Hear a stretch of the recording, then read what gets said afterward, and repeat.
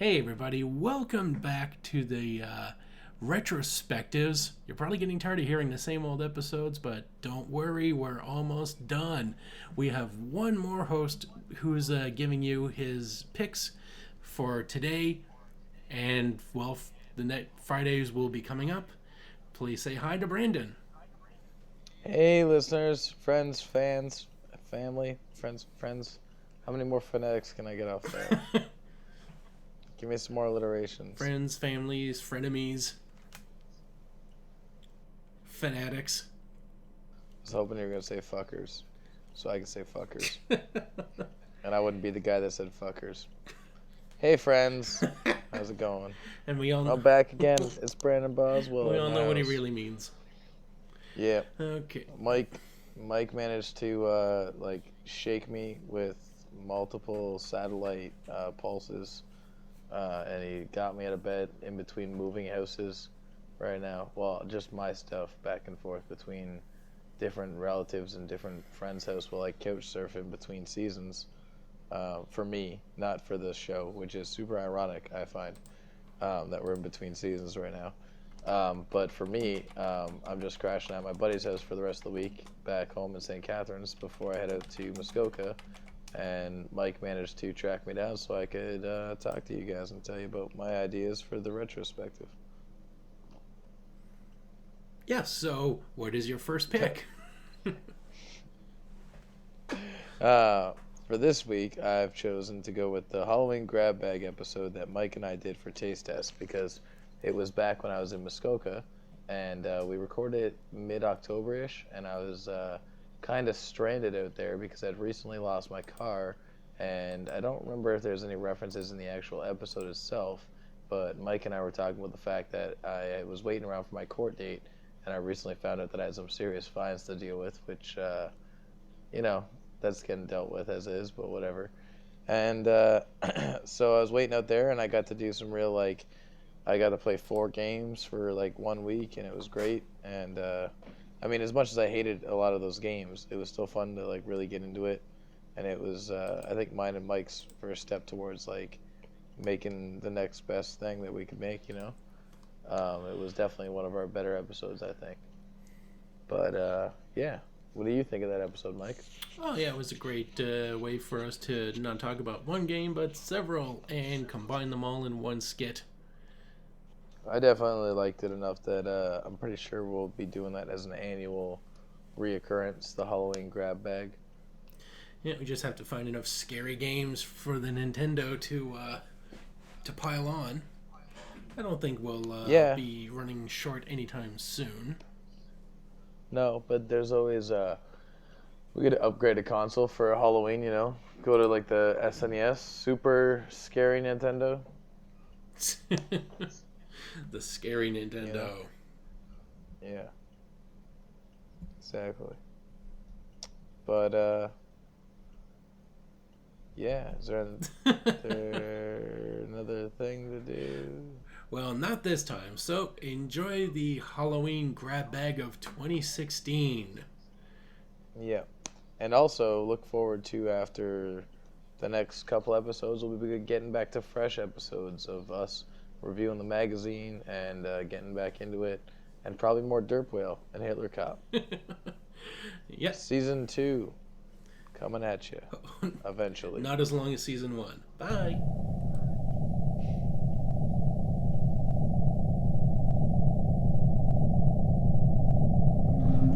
Jeez, Mike, how come your parents had to bring us to this cottage at the Crystal Lake for our Halloween? I know, Brandon, it really sucks, but, maybe if we just go knocking on these doors, we can find somebody. Maybe you're right. Maybe these people have some good candy because they look like rich houses. Let's go check out those mutant frogs. Oh, yeah, they look so real. But why are they all different colors? This one's got a sticking out tongue, and I think they're aliens. Oh my god, what's with those bees? Oh shit, it's bees! Run! What about that other house on the corner there? There's a gargoyle and some gremlins in the tree on cranes. Oh man, that looks really cool. And there's even... Let's go check it out. Yeah, alright. Oh man, it looks like there's a Bigfoot statue there. Ah, cool. I don't think it's Bigfoot, though. It's got to be some kind of Yeti or a frozen man. Maybe a Sasquatch? No, wait. You're crazy. It's definitely, run! Oh shit, it's alive! It's alive! Run! Keep running!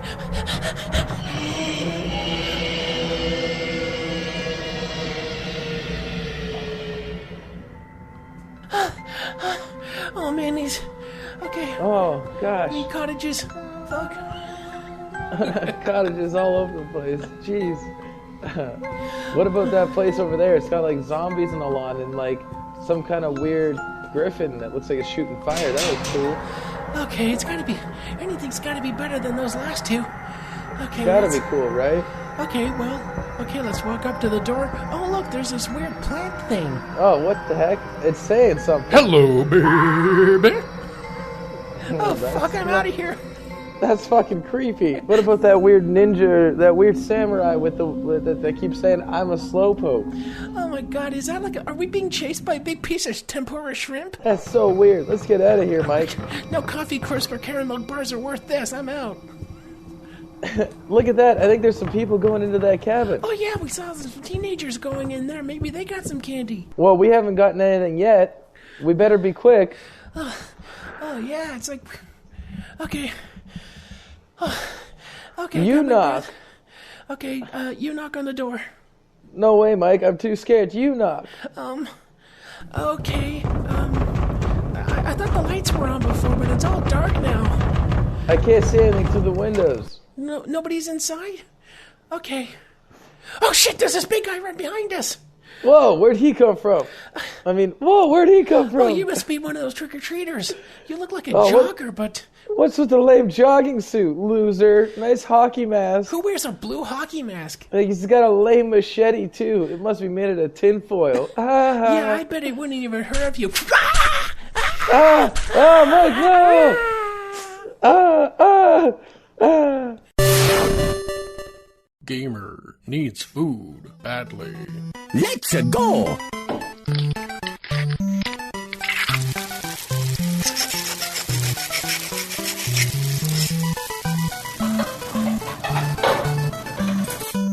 Order up! Hello, welcome to the Halloween edition of the taste test. The wonderful taste test. Yeah, we leave the kitchen and go out trick-or-treating this year, this season. For this episode. Yes. There you go. Too much laughing and acting on the brain. All right. So, Too much candy, Mike. Yeah. So Too much good and bad candy. Yep. So I'm game connoisseur Mike King, And I am Chef Brandon Boswell. and we'll be having a nice Halloween grab bag. A Not nice just little treat for all you listeners. not one game, but several. We picked four games that we thought were either going to be really good or super terrible, and we would torture ourselves for you listeners. Yep. We were each gonna give each other a trick and a treat. Unfortunately, it kind of backfired. Some were more tricks than treats. So, what games did you challenge me to, Mike? I believe I challenged you to Friday the 13th and Monster in My Pocket. That's right, and I challenged you with Monster Party and Fester's Quest. And, I don't know. To be honest, I think there's easily two treats and two tricks here. But the second treat is more of a case of, thank God it wasn't as terrible as it could have been. Yeah, it's like a relative treat. Yeah, it's torture by comparison. But which one do you want to cover first? I think we'll cover Monster Party. We'll go from Monster Yeah, we'll Party? just start Monster Party. It's Sounds good. What did you think? well, I think we'll start by describing the game.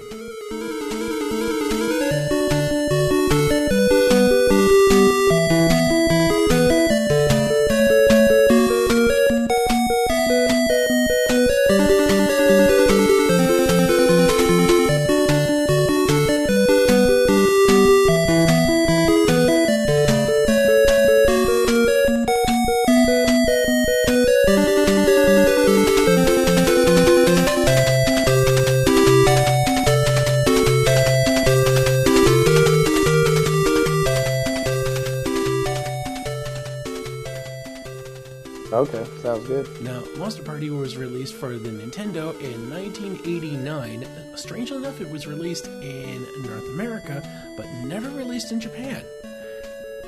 Interesting. Considering, it looked like there would be a lot of translation errors or just plain old confusion. But for some reason, this is exactly what they intended, and it's terrible. Oh yeah, all the awfulness is implicit. It's funny how nice it really looks on the outside, which kind of, not to allude any further, but we also thought of little treats that these games each would be represented by, right? Yeah, we thought this would be a real treat, given that the cover on it features an orange plant thing, kind of not unlike Aubrey from Little Shop of Horrors. Yeah. And then there's I could totally see that. Wraith. A really cool ghost, Yeah. Wraith, banshee. With massive fucking teeth like a lanternfish. Yeah. And you got like an orange Jotun troll. Yeti or something. Oh yeah, that's probably a troll. And then we got a Medusa. And we got a swamp monster, a vampire. Yeah. Looks like the best time when you start the game. Yeah, and it looks really fun. Being Monster Party, you think like, oh, we're going to be hanging out with these guys, like a little Mario Party thing with some horror themes, like, going, or something. Ambushing women, drinking blood, or, being the monsters, because it doesn't look like anybody's fighting them. Yeah, on the cover it of the definitely box. looks like they're having a good time. And you want to have that good time with them. But nope, we got robbed. Yeah, so We got robbed with Mark. yeah, let's talk about the story here. The story centers on a child named Mark who sees a star in the sky, and it mentions in the introduction that it is so beautiful, it brings him to tears. And you get to see him crying, like he's just touched by this amazing, beautiful star. Which, I didn't remember that. That's funny. Which comes down to Earth. And then it's revealed that it is a ship or something containing a gargoyle who immediately conscripts this poor boy. Well, actually, it's a gargoyle-like alien. Yep, and he just conscripts this poor boy into his army by telling him you're that my soldier. Your weapon will be great at defeating the enemies. And he's like, what? Which is horseshit. He's lying through his teeth. I'm just coming home from baseball. Clearly, this actually, I just realized this gargoyle. His name is Bert, by the way. Bert, this dickhead, clearly is coming from the worst case scenario from his planet, where literally the first person he comes across is going to help him. Like when your battery's dead and you're on the side of the road for too many hours, and the next person you see is your savior. He's like, oh my god, you came with a weapon. And he's like, this is my baseball bat. I use this for fun. And he's like, it'll be perfect. In no way is it perfect. It is absolute shit. There's only actually 2 occasions that I thought it would be great to be the kid right now, and that was it. Any other time, I was just constantly trying to be the dragon, trying to be Bert. I think that he heard about a warrior from Earth that wielded a baseball bat, and he mistook Mark for Ness from Earthbound. Yeah, he came down. He's like, baseball hat, small pubescent boy, baseball bat. You must be the guy I'm looking for. That's got to be it. Yep. And then he says, any weapon, anyone will work, including a young batter like yourself. Yeah. And it's showing him that his baseball bat can easily be a weapon to fight enemies. So this guy's so desperate that a kid with a baseball bat, you think he'd go after a policeman or a soldier. Yeah, abduct one of them while they're else, on leave. This kid's older brother or this kid's mother. Yeah. Or just get anybody else. a thug with a whip with a chain. Grab a homeless dude off the street. He's got nothing to live for. With a whiskey bottle shiv. And give him a fucking chainsaw and just let him go to town. He's got nothing to live for. He's going to think he's in a drug-induced illusion. Yeah. I mean, that's the great thing. If you want someone who can keep their mouth shut after doing wet work for you. Fuck it, just kill him. He's homeless or whatever. Yeah. Leave him there. Make him a king. Push him in a fucking lava pit. Who cares? Feed him one of those shitty, dumb dick enemies. He is one of those. He's one of those deplorables. So make him a dumb dick enemy at the end or something. I don't know. But this game suffers from classic, looks good from the outside, absolute horse shit on the inside. There's also several enemies drawn from Japanese folklore, which is super confusing because it didn't get released in Japan. That's just Yeah, a such whole... as a well. You Yeah. fight a well. Do you? Where's that? No, When like, is that? there's a well, and it's got like these weird ghost things that fly around it, and I think a cat comes out of it. But there's Well, there's a cat in a box Well, that throws mice. there's definitely a well. You fight a friggin' well, okay? Take our word for it. You fight a well. Oh, yeah. I'll be honest. When I played this, I just fucking massacred through it. I used the luxury of save states, so I got my dude to max health. And every time I fucked up and hit anything, I just like went back and just dodged around it again. Yeah. So I was constantly just smashing back and trying to get through it like brute force yeah. and ignorance all the way through. So- Because it's a disgusting, just Let's talk about what this game deplorable. expects of us first before we talk about how awful it is.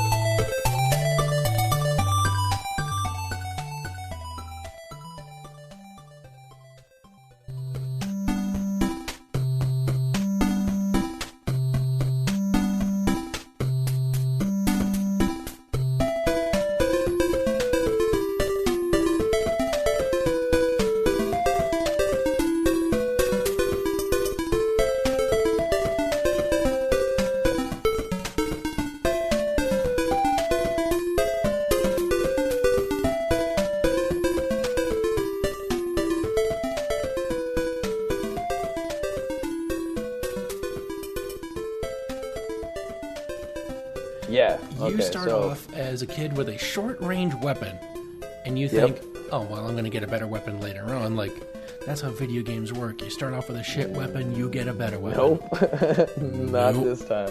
Level You to don't even get level like a to grand level. slam baseball bat or nothing. It's the same thing till the very You end. just fucking got that tiny... You might as well be swinging your dick at these enemies. I get it. Good joke. The funny thing is, though, actually, I will admit, and I hate to be the fucking turncoat on this podcast, but I'll do it if I have to. To be honest, when I got to the end, and I was just that stupid kid, and I had to fight that dumb enemy, and I like the last boss, and all I could do was swing a baseball bat at him. I did feel pretty good after I beat him, and still had some health left. I was like, this is pretty respectable. Sure, I cheated all the way through it, but I finally finished it, and I'm happy with myself. But yeah, what did you think when you... I did not get to beat the game because as I got to... There's 8 rounds, Yeah, and they are a round is a level in fucking this game. awful.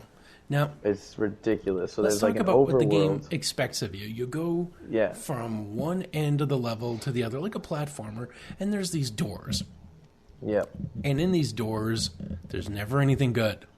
At best, the room will be empty, and some of these rooms are out of the way, so you figure, well, if it's a challenge to get here, like there's all these bats and dogs and teleporting skeletons or skeleporters. Skeleporting Telecans. That's my favorite. Yeah, literally everything. Every level has a different theme, or every round, I guess, has a different theme. But they have all basically the same characters. They have like a small guy who runs at you really fast, pain in the ass kind of thing. They'll have a guy who's throwing some bullshit at you. They'll have a guy who A flyer, and then A usually flyer. a tank. Something Yeah, that and just a soaks tank, up a too. bunch of hits. yeah, and so basically they'll all have some like, or I'd say at least 80% of them will have some sort of projectile, or will be able to be like held down and like punished, which is kind of fun actually. But for the most part, the only thing you have is that bat. So if they have a projectile, it's okay because basically any enemy can be one hit with a projectile. But the fucking batting system is so squirrely.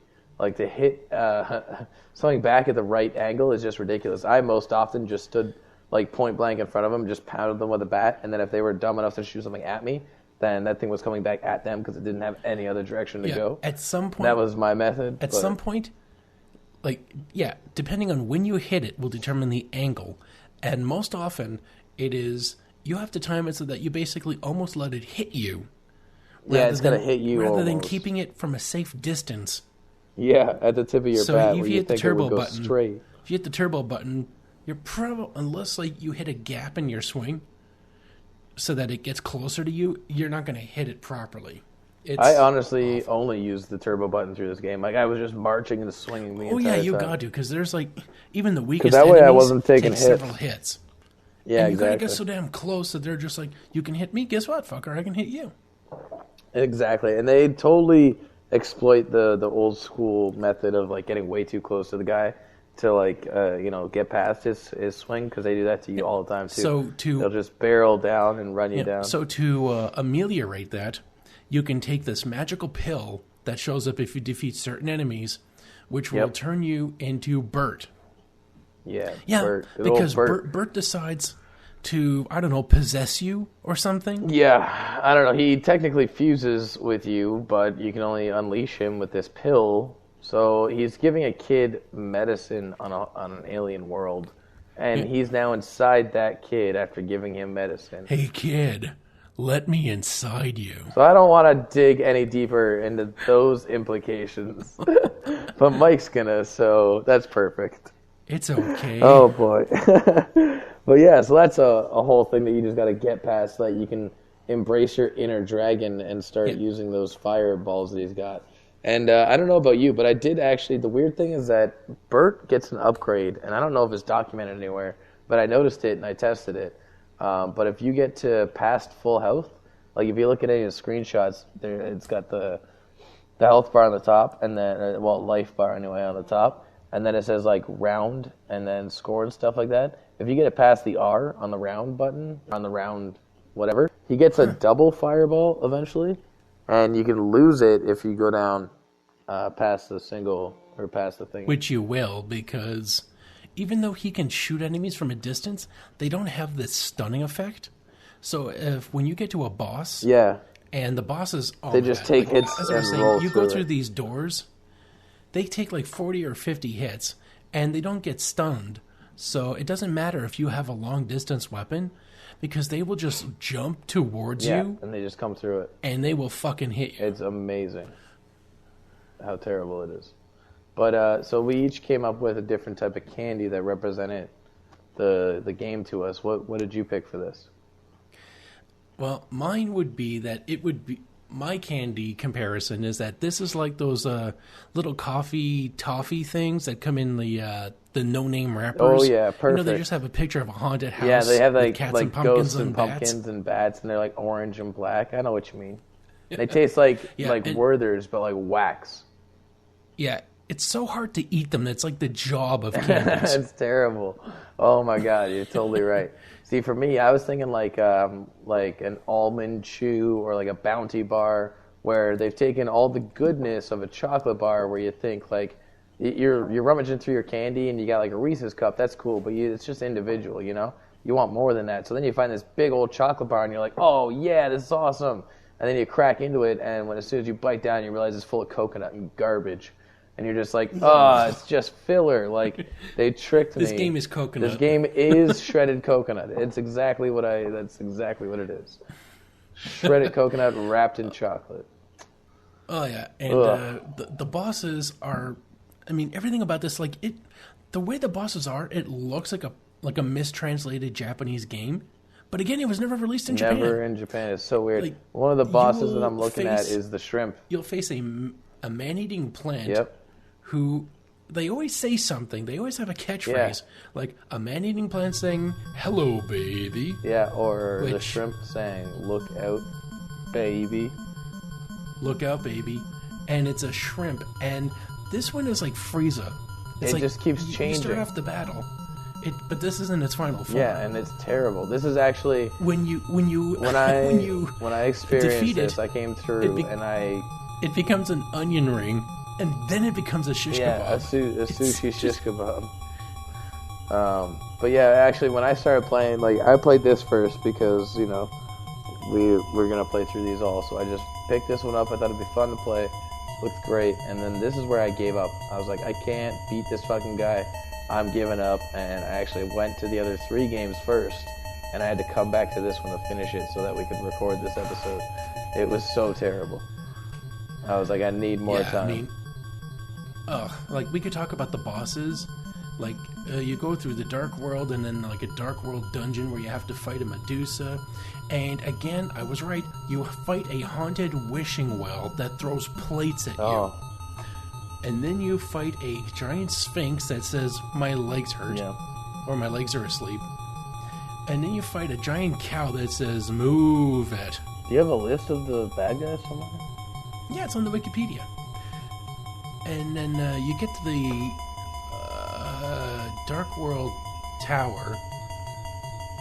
And that's... Wait, is it the Dark World Tower or the Dark... No, the Haunted Mansion. That's as far as I made it. Number 6, the Haunted Mansion. There's only one boss in it, which is a giant reptilian chameleon that blends into the environment. No, that guy's And at the that end. one- Yeah, because there's only one. No, I mean, like, he's And in the second, or he's in the very last. The guy that you're describing is definitely the very last dude before you fight the main boss. No, the chameleon is in the maze. Like, it's a green thing, and there's 4 of them. And they all blend into the wall, but only one of them is real and takes damage. Which is awful, because they all look like green, distorted, awful, melting faces on the wall. But only 3 of them are ghosts. And this one I gave up on simply that because was okay. as you're I going know through what it this is. maze, Yeah, you have to go through all these doors. Which, of course, I had to get a walkthrough because fuck those Oh, are you doors. kidding? I just door smashed. I just literally door smashed all the way And through. there's fireballs that materialize in the middle of the screen where, coincidentally, you You are. need to pass through it. So So- no matter what, like, timing it is impossible. I tried batting them away because they have the great design flaw of the fact that the game can't render more than like 2 of them at a time. So if you bat one and you bat it at the right angle, it'll take a long time on the screen, and it'll delay the stupid thing from sending it another one, and you can space out the charges like that. That's how I got through them. You figured out how to lag hack the Yeah, game? basically. There's also, you know, in that one, I guess it's like a sewer level. I'm not sure where exactly it is. It's earlier in the game. There's like stones that you can't bat. You can hit them with projectiles; they'll break. But eventually, you come across one path of stones where like there's 2 falling and they're alternating. And originally, when you come across the stones, you only have enough time to get under if you like start moving from literally like beside the stone where it looks like you're gonna get hurt. If you start moving as it's going up, you'll make it through before it comes back down on the other side. It's ridiculous. So the 2 stones is impossible. But what I figured out is that when you hit the stones with your bat in futility, it actually like lags the stone, and it blinks out for a second and says like fuck you. But if you do that often enough, you can lag it and get it to time up with the other stone as the other stone keeps moving, and then you can just have to like pass through one stone, maybe taking 1 damage. If you're lucky, you won't take any. I also found out that if you like crouch beside the stone, I don't know if you crouched at all when you were playing the game, but you do this weird little inchworm kind of deal. Yeah, you can inchworm across the Yeah, floor, so if you which crouch, looked cool. it looked really neat. It was a nice little animation, pretty much useless tactically though. But I found that if it would you have been really great if I could dodge. It would have been great if I could dodge bosses actually, by actually using this amazing. yeah, move. and to be honest, I did take advantage of it a couple of times. Like there was a caterpillar boss that when he rolls into a ball, he spins at you. But if you tuck yourself in the corner, because it's a square like environment and he's a ball, he just can't touch you at a certain spot. You know what I mean? So I got away with that a couple of times with him and a couple other bosses that were like the same shape kind of deal. But other than that, the ducking thing was useless. Other than that, and like crouching and sneaking right beside the boulder so I could sprint at the last second kind of deal. Yeah. Now you get to fight the Grim Reaper in this game, Yep. but tell me, is he the last boss? Absolutely not, because Is he the second last boss, like Dracula? Nope. So the Grim Reaper, death itself, a seemingly important boss, and it's just a regular Yep. boss. oh, the Fuck this caterpillar's game. name is Royce, like Rolls Royce. That's amazing. Because he Yeah. rolls. And the return of Giant Spider, which I don't remember fighting at all. Maybe you were able to dodge him. I don't know. And then you Can fight you? the Do you Dark ever have to World not Master. fight bosses? Like, because I was constantly finding other. No, I think you have to get the question marks. To Well, I was get gonna say I was keys. constantly finding other question marks, but I never I don't remember if any of them actually led to me getting to the boss faster or. or getting to the end of the level. Because that's the thing, these levels don't even have end bosses. It's just like fight 3 bosses on your way, leisurely just fight 3 bosses. And then once you're done that, you'll get a key which will let you pass to the next place. And you can fight them in any order. The key will generate in your inventory if you get 3 question marks. For no specific reason. So the question marks actually kind of like random things, because I figured out later, I thought that they were just points. But I figured out later that sometimes I was getting health from them, and sometimes I was turning into a dragon. Like, actually, we were talking on the phone for a while while I was playing, and I got really excited and then really frustrated because I found a spot that I thought was a dragon pill, but when I went back to it, it was just a question mark that happened to give me health the second time, and I wasn't able to get through it again, and it was a pain in the ass. Because most of the time, you just want to be the dragon for the mobility. That's what I liked about him, because you could fly really fast with the turbo button, and then when you push down, wherever your guy is, and this worked with the kid too, but when you're the dragon, it's more useful. But when you push down, it just drops like a rock straight down, and you can just like pinpoint it and just drop wherever you need to like be safe. And I had to bow out at round 6 because of the screen was flashing with these fireballs. It's not enough that it like a fireball generated; it kept flashing. Yeah, it's just this constant I don't have green epilepsy. color. Greeny blue. I don't have epilepsy, but I do have annoyance. Yeah. And I just had to bow out at this.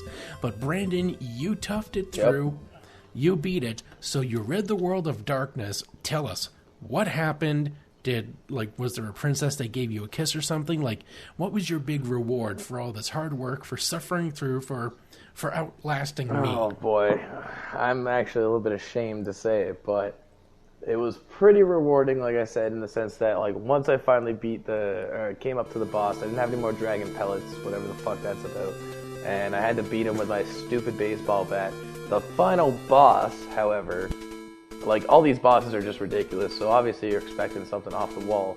What I interpreted him as, or him or her, I guess you shouldn't gender neutralize, it looked like a giant face, and throughout the last 3 castles, you can see the face building in the background. Like, there's an eyeball kind of faintly in the background in the first castle, and then you go to the next doorway and you go in, and then there's like lips and stuff, and there's like a couple of decoy castles in some of the levels that are just empty, and that's just bullshit sometimes. But you go into those and you can see like the lips and stuff forming. When you finally get to the last one, he's fully formed, and he comes out of the wall and he fights you, but basically he just opens his mouth, which is, he looks, I guess, like the main cover monster, where he's just eyeballs in a mouth. And but he opens his mouth and he shoots shoots eyeballs at you that you have to use your baseball bat to bat back at him. But his only weak spot is shielded, and it's like a little green nose kind of thing in the area of like the middle of his face. And when it unshields, it looks exactly like a terrifying monster clitoris that you're trying to bat away, and it's fucking traumatizing.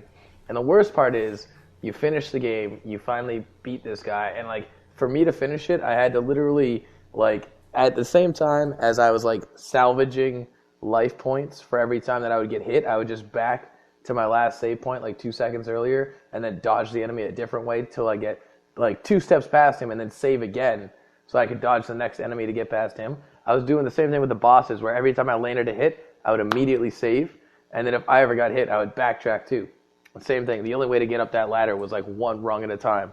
And eventually, you beat this big dumb bastard down, and the cutscene starts, and you know the payoff. And actually, like, to be honest, the cutscenes in this game were actually pretty decent considering.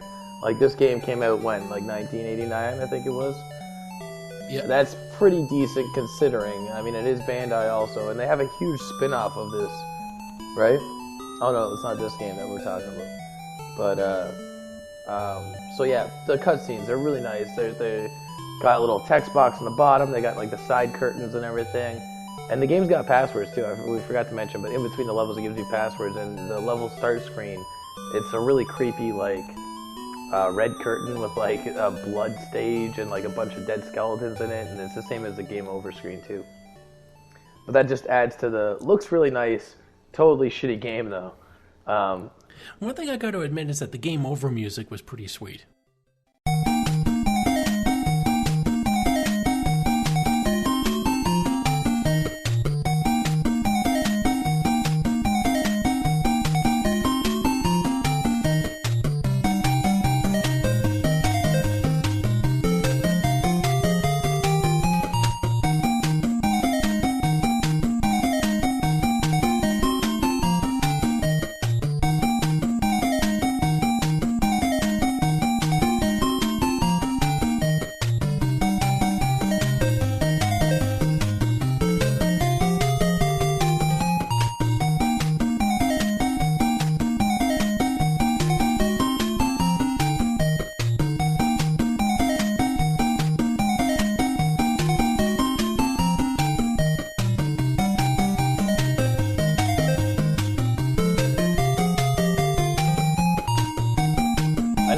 actually listened to the music, I don't think, because I think I played this one with my headphones on.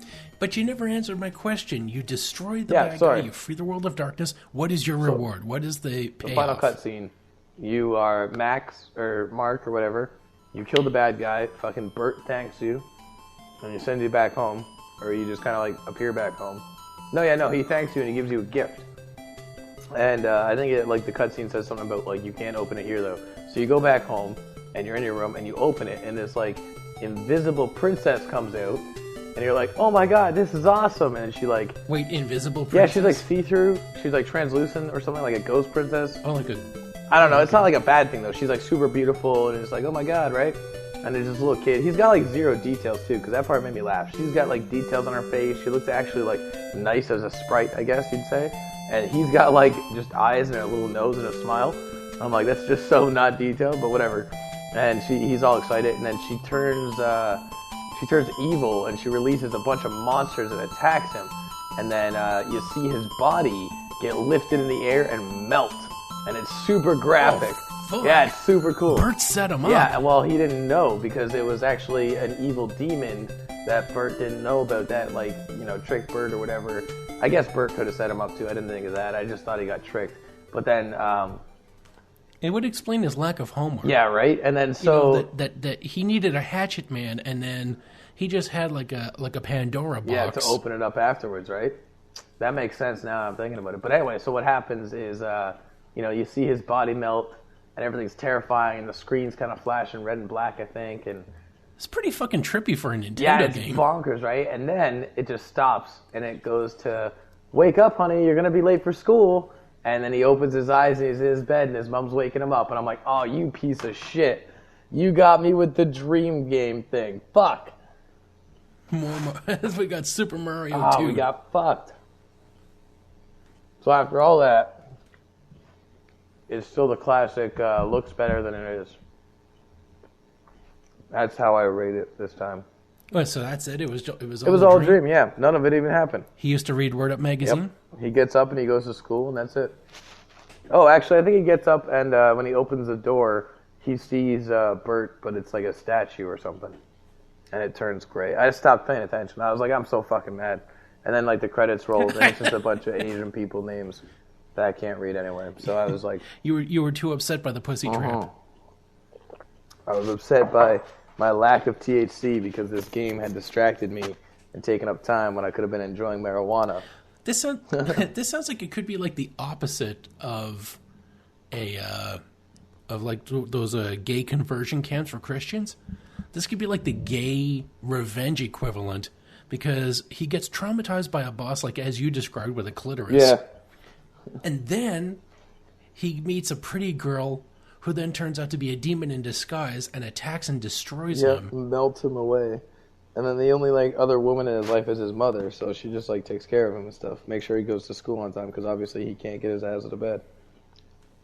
Yeah, so maybe this is trying to spread the message of you can't trust women. Don't trust the females. Yeah. The death Shebas. Yeah, so I gotta say, again, I'm sticking with my bland, hard caramel candy. Yep. And if I got this in candy form, I would egg the house of whatever bitch gave this to me. Yeah, we're gonna throw eggs all over that fucking... We're gonna go to Bandai headquarters and just throw eggs at them and just be like, what's this about? Fucking Monster Party! That was 20 years ago! I was gonna say we should go to the Camp Crystal Lake cottage that had the decorations up, but I couldn't remember what fucking shitty decorations. Oh yeah, we go to the Camp Crystal Lake house. It's got the eggplant boss and the fucking big wooden samurai. That one boss, the number of bosses that had to be in this game, it kind of blew my mind, because I was impressed by the number in the roster. But like I said, there's the Japanese inspired ones. One of them stood out as just ridiculous, and because we were on the phone when I came across him. But he's this wooden samurai. Kind of looks like what I assume a Nutcracker would be in Japan. And it just says, I'm a slowpoke. And he just runs at you, basically, I guess, not the fastest boss. But he's moving, and he's throwing fucking samurai swords that you can't dodge. And you got to try to hit the swords back at him while you're trying to avoid him. And he just runs you against the wall left and right and just Oh, fucking so goddamn frustrating. Oh, one more thing before we leave. There's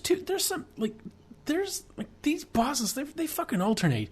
There's one boss who is simply a dead spider whose dialogue box just says, "Sorry, I'm dead." Yeah. And then you just get the key. You get the key Oh, part. yeah. It doesn't attack you. It's just fucking dead. Yeah, and there's a dead And plant then one too.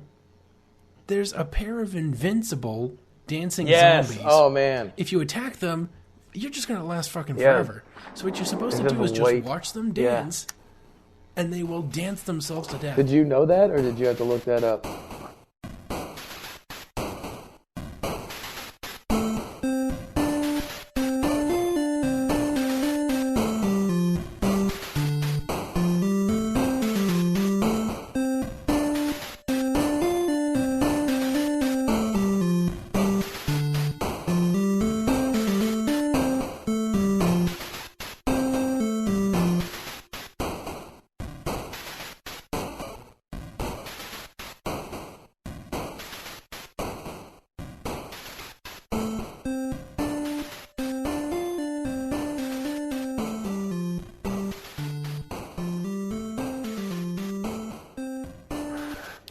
I tried smashing them for about a good 3 minutes straight, and then I realized it does not have 11,000 hit Yeah. points.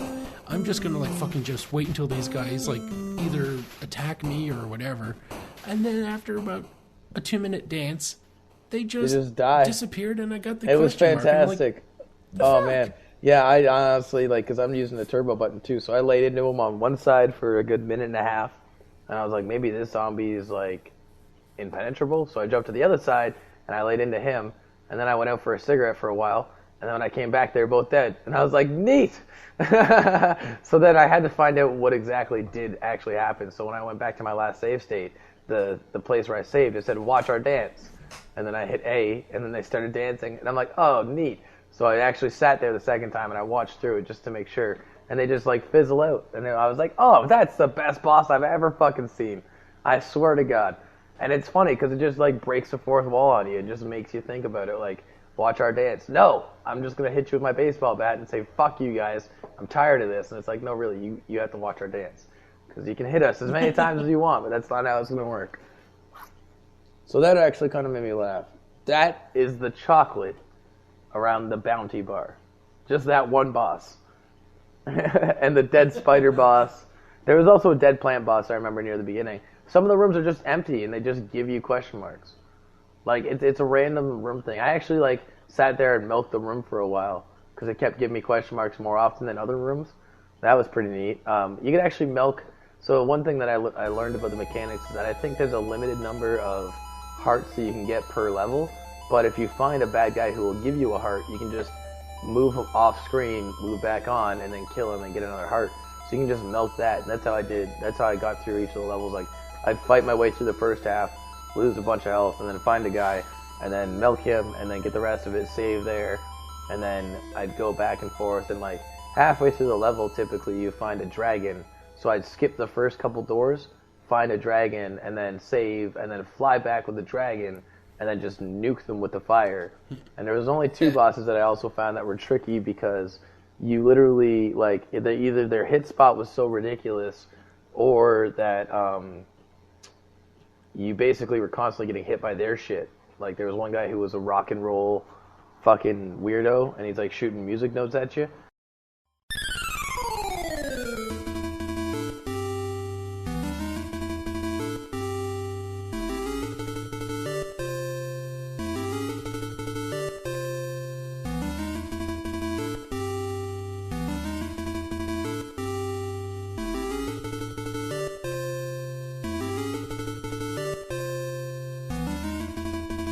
And I was just constantly getting hit by his shit, and I couldn't do anything about it. As a dragon, you can't fly anywhere, you can't avoid him.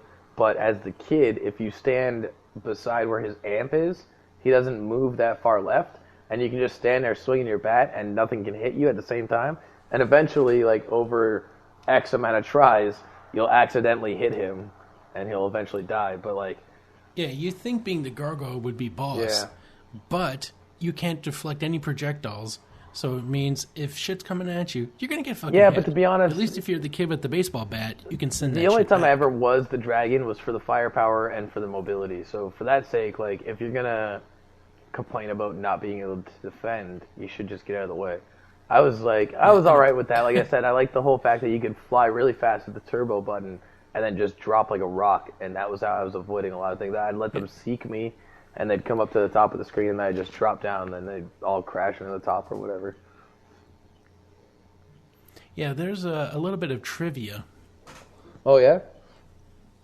And it says in the 2000s, again, 2000s, so at least 11 years after this came out, the game became infamous in online gaming circles when prototype screenshots of a Japanese Famicom version known as Parody World Monster Party began circulating, showing different bosses and parodies.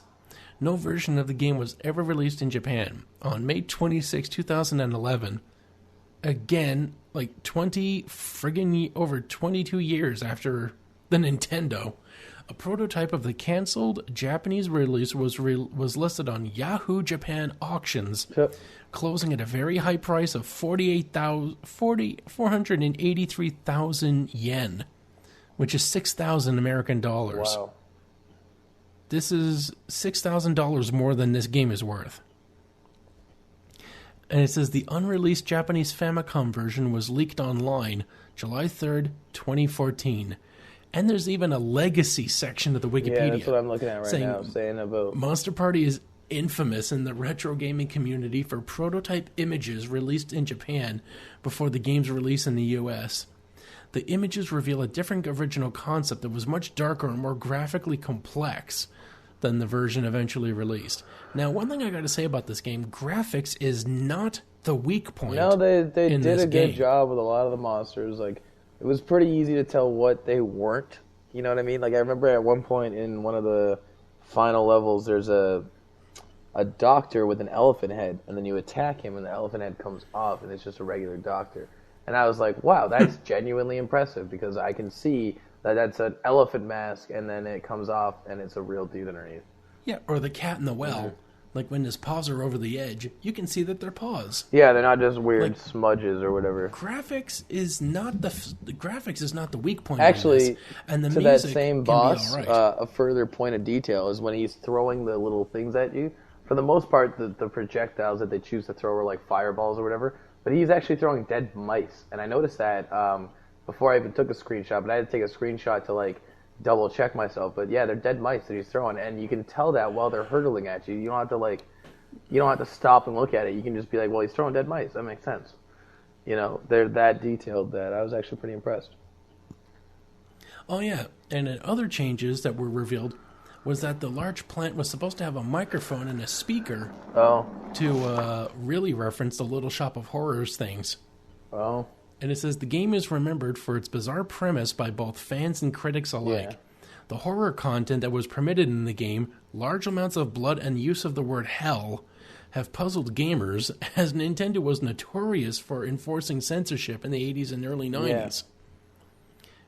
And it says, in the latter 2000s, following the release of beta images, gamers realized that an invisible platform inside the man-eating plants chambers was in fact the deleted speaker system, and that the programmer simply covered the sprite in black pixels rather than remove it. That's hilarious. Because I guess the paint button is Easier easier to use than the delete. I guess so. That's funny. I noticed that platform too on my second time around. To be honest, I finished it once and then I got back into it. And like I said, we were on the phone when I was playing it, and I was like, "Fuck!" I almost started playing it again. Like, God damn it! Yeah, and it says that it's actually that gamers good. Gamers have begun searching through the source code because, again, as if this game is worth the fucking right? work. It's ridiculous. Going through the source code. We got to stay up on this to see if there's any news that develops on this. Okay, Mike? It says, as of 2011, the project is still underway to restore, because this game needs a fucking Criterion release. Oh, man. Amongst discoveries made by those working on the project was the revelation that many of the game's more incongruous bosses may have originated as copyrighted characters that had to be altered for the game in the United States. That the pumpkin ghost with the spinning head was originally an ape from Planet of the Apes.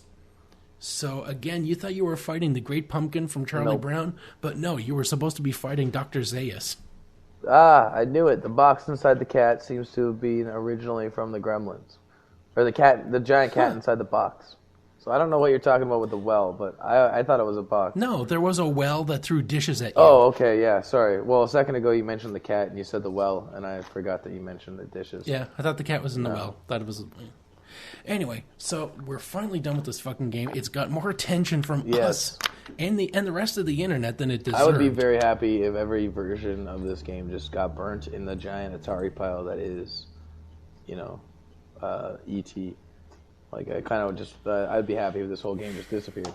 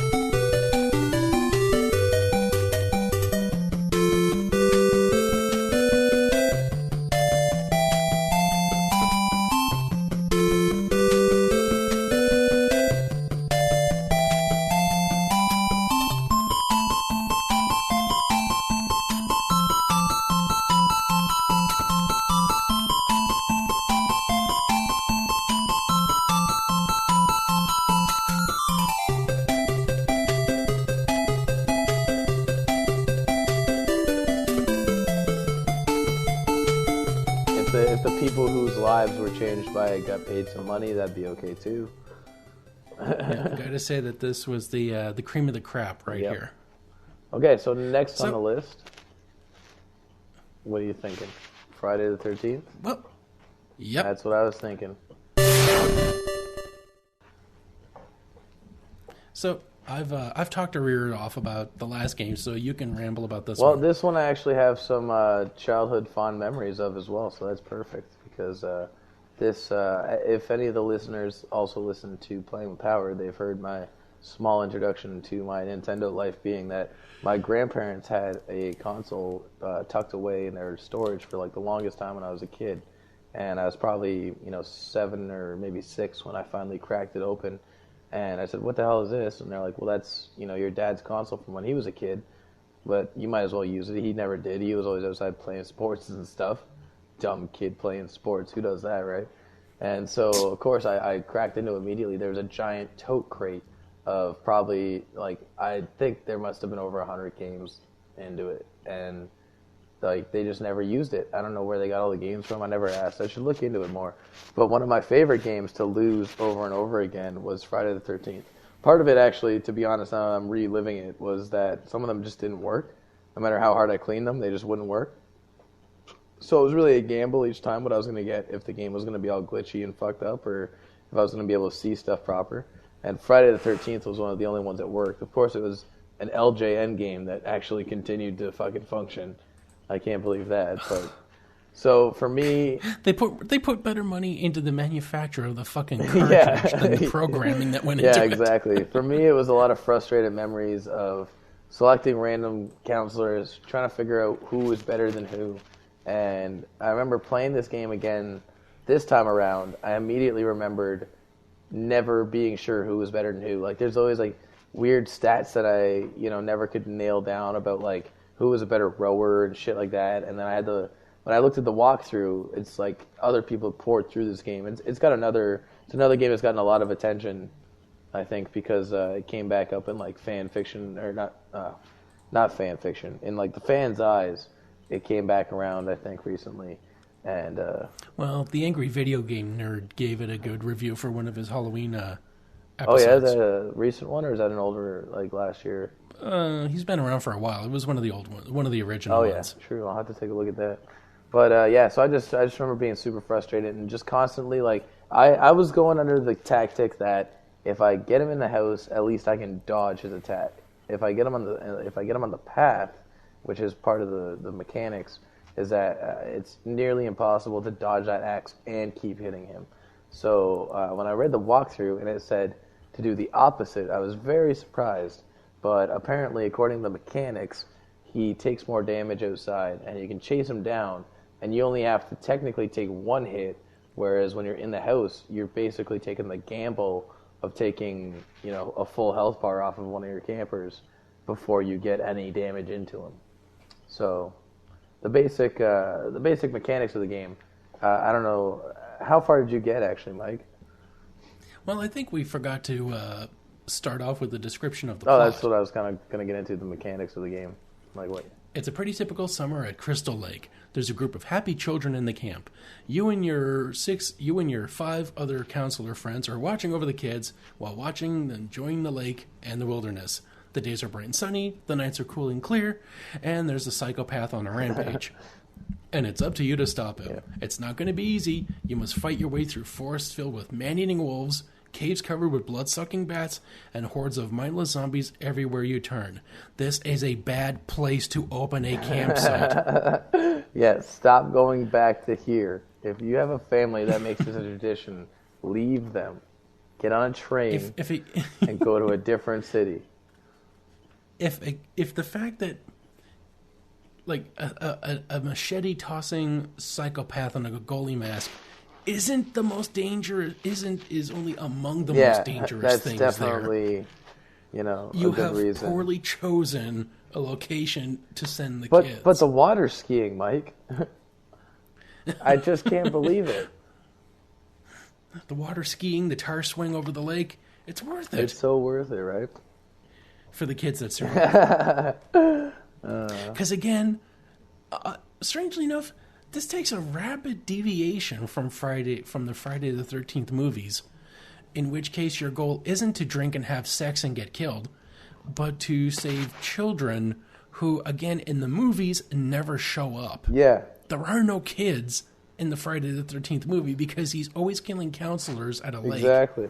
But where's the fucking And another kids? thing is that he never actually, like, it's implied in the game that he actually kills these kids, but it's never depicted in any way other than if you are a counselor who loses, you just collapse on the ground. But you're never, like, there's no blood in the game. They're just throwing axes and throwing knives.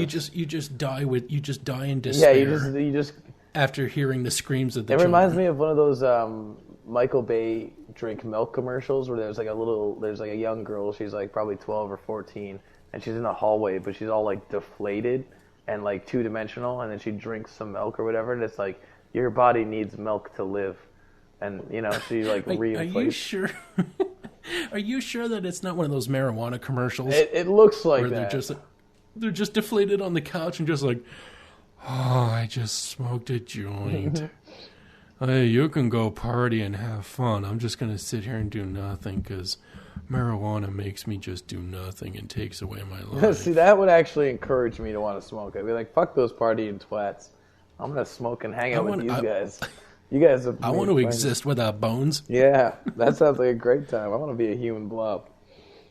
But, yeah, so we were saying, so you basically, you control... I think we were trying to describe the plot. You have to go...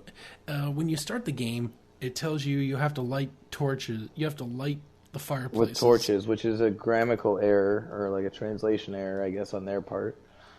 Because you use a Zippo. Yeah, because there's actually a lighter that you find like 2 minutes after killing some bad guys. You'll find a lighter, which isn't a torch. I thought, like, when I was a young kid, I remember that being confusing too, and I thought maybe they were just saying torch like English people say flashlights. And I was like, but that still doesn't make any sense, because why are you using a flashlight to light the fireplace? And then I walked inside one of the houses and I lit it with the Zippo, and I was like, this is just bonkers. Oh yeah, they oh my god, it's just fucking awful. And you know what? There wasn't a Japanese release. Yeah, so it's another one that's just confusing as fuck for no reason. This isn't a translation Somebody error. should... This game was written by people who speak English for a fucking living. Somebody should definitely be fired or something for this, because it's ridiculous. They should be banished to Crystal Lake. Yeah, that's it. That's all these people should be rounded up. The people who made Monster Party, the people who made this, should be rounded up, brain harvested for information, and then dumped in a lake. Upon finding nothing. Yeah, well, I mean, like, you'll find neat little quirks. You could probably make, like, a fun little word puzzle out of some of the garbage that you find in their head. That'll be neat. But anyway, so yeah, the idea basically is that with the six counselors at your control, you can use the start map, or like the pause map, to switch between them if you go into one of the little houses. And you're basically you shouldn't. Sorry. You shouldn't, because there's only one good one. one. Well, there's two good ones technically if you check the wiki, fact, whatever. And like I was saying, I never had any luck trying to actually pinpoint the best one until I checked it out this time around. And it boils down to basically Mark and Chrissy. Out of your six counselors, you got 3 guys and 3 girls, and they just split them down the middle, where you got Mark is the best, with one flaw in, I think it's rowing, and then you got Chrissy is the second best, but she's got her flaw in jumping, and she's got, you know, 1 extra point in rowing, I guess. And then I'm pretty sure it goes it goes Paul, Laura, George, Debbie, because George and Debbie are the worst. And the garbage people are George and Debbie. So basically... is George the black guy? No, Paul's the black guy. He doesn't die. I don't know why. I tried to kill Paul numerous times. You think he'd That's be what I thought, right? And I did that thinking, okay, maybe this will just appease the video game gods. He won't die. I genuinely just let him camp by the lake, because I was going to say, there was one point when I was playing it through, until I read the Wikipedia FAQ thing, when I thought, well, fuck it, I'll just let him kill everybody until he gets out of the last guy, and then I won't have to chase him down. He'll just constantly be after me, and I can just fight him like I do with all the other video games. I'll just brute strength and ignorance my way through it, right? But no, that's not possible, because if you beat him that way, you need to have 1 kid and 1 counselor alive, and so that doesn't work. So I had to go back, and like I started the game fresh again, and this time I played it as Paul, and I just let Paul camp beside the fucking lake, and every time Jason showed up, I'd send Paul in to go fight him, and somehow Paul always made it out unscathed. Like, every time I played with Paul, I was like, yeah, I'm on fire, this is crazy. Kept sending Paul in to do all the dirty work, and he was coming out all right. The one thing that, like, truly made a difference this time around, and understanding it helped, and this is actually knowing that when I was a kid, these games were all in, like, a tote box, but, like, a couple of them had boxes. So, like, some of them were just stray cartridges that didn't really work. This one actually came in a box, so I had the instruction booklet and everything. Of course, that doesn't mean I read it, but I had it, and it wasn't until, like, playing it through this time and reading the Wikipedia FAQ deal that I realized that there's upgradable weapons, or like, better weapons that you can get, rather than just throwing rocks the whole damn time, which is how your counselors start off. And so the trick to this, and I had to watch a video, I sent you the video as well, I don't know if you ended up watching it, but it's about a 9-minute video about the fastest, or like, not the fastest, but the most efficient way to kill Jason, I guess. It's definitely not the fastest, but... Didn't I send you like a 4-minute speed Yeah, you run? sent me a speed run, and then I did a little bit of researching off of that, and I found another video that actually gave like a little explanation as well. So he like runs it down, he breaks down all the items, he breaks down everything for you, and then he puts it together, and the end speed run is like the last 5 minutes of the 9-minute video. So it's a little bit faster than the one that you sent me, or it's a little bit slower, sorry, than the one that you sent me, but it's a much more understandable basically, so he runs you down with the idea of you want to get the upgrades, and there's only one way to trigger the upgrades, but you can do it with every counselor, and you can do it over and over again, and you can pass off weapons. So if you set up a quick counselor at the trigger point to trigger them, you can send other counselors to go get them, and then your slow guys will be well defended if they get attacked, and your quick guys will be used to moving around and tracking down Jason and like actually attacking him. Because wait, so did you use these guys to divide and conquer? not so much. I kind of ended up settling with a little bit of an in-between strategy where I just took like... Is it possible that you can win the game just by not fighting Jason, but by letting him encounter well-equipped counselors? Yeah, more or less. That's how I did it. And they can kill him, and you'll get like to the next day with someone else fighting him? Yeah, you don't have to beat him with the same counselor at all. Like, because every time you take him down he runs away, right? So that's your chance to switch counselors if you have to, but like... Oh, but you can't like let them fight him off screen, because you're talking about arming them. Yeah. So what it is what you got to do is there's a certain like when you're looking at the main map, there's a little circle around the top left. That's your like cave run path, right? And then there's your main circle around the whole campsite, and then there's a couple little deviations that swirl around on the right side. There's like a smaller circle around the lake, and then there's a large circle around the whole campsite, and then there's a left circle on the other side, right? So long story short, Jason takes a predictable path around it, and he goes counterclockwise for the first part, and then when he gets to the cave path, he goes clockwise inside that path, and he stops at every house, and he always fucks with whoever's around there, whether or not there's a person or not.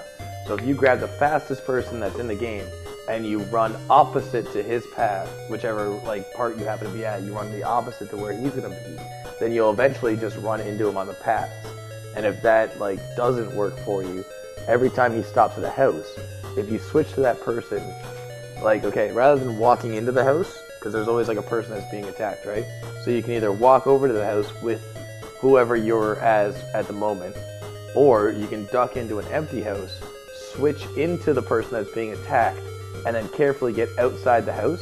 Like if you maneuver your way through the house without accidentally triggering Jason, which is totally random every time. So I just use the classic save when I get there and then try to get out. And if I don't get out, I go back to where I was, because it's literally like you got to turn around. So you can be the counselor that gets attacked and get the fuck out. So once you get out, though, it draws him out to the path. And like I was saying before, when you fight him in a house, you're essentially just playing shot for shot, where you can avoid all of his attacks, but if you don't avoid any of them, he can whittle down your whole health bar before you even get like a couple of shots in.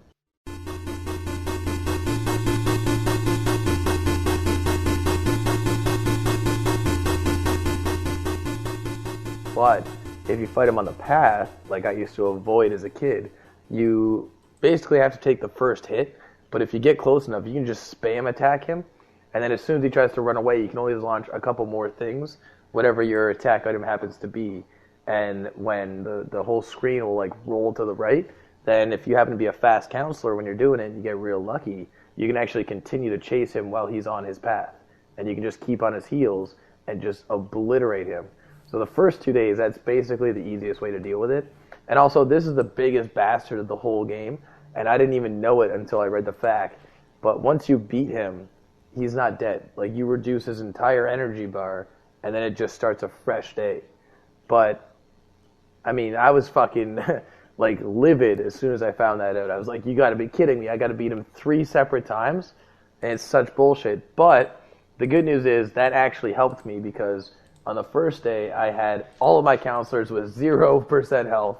Like, everybody was on the fence, and I had one person left, and I managed to, like, sucker Jason into accidentally walking into one of my projectiles. It was so weird how it happened. I don't even know.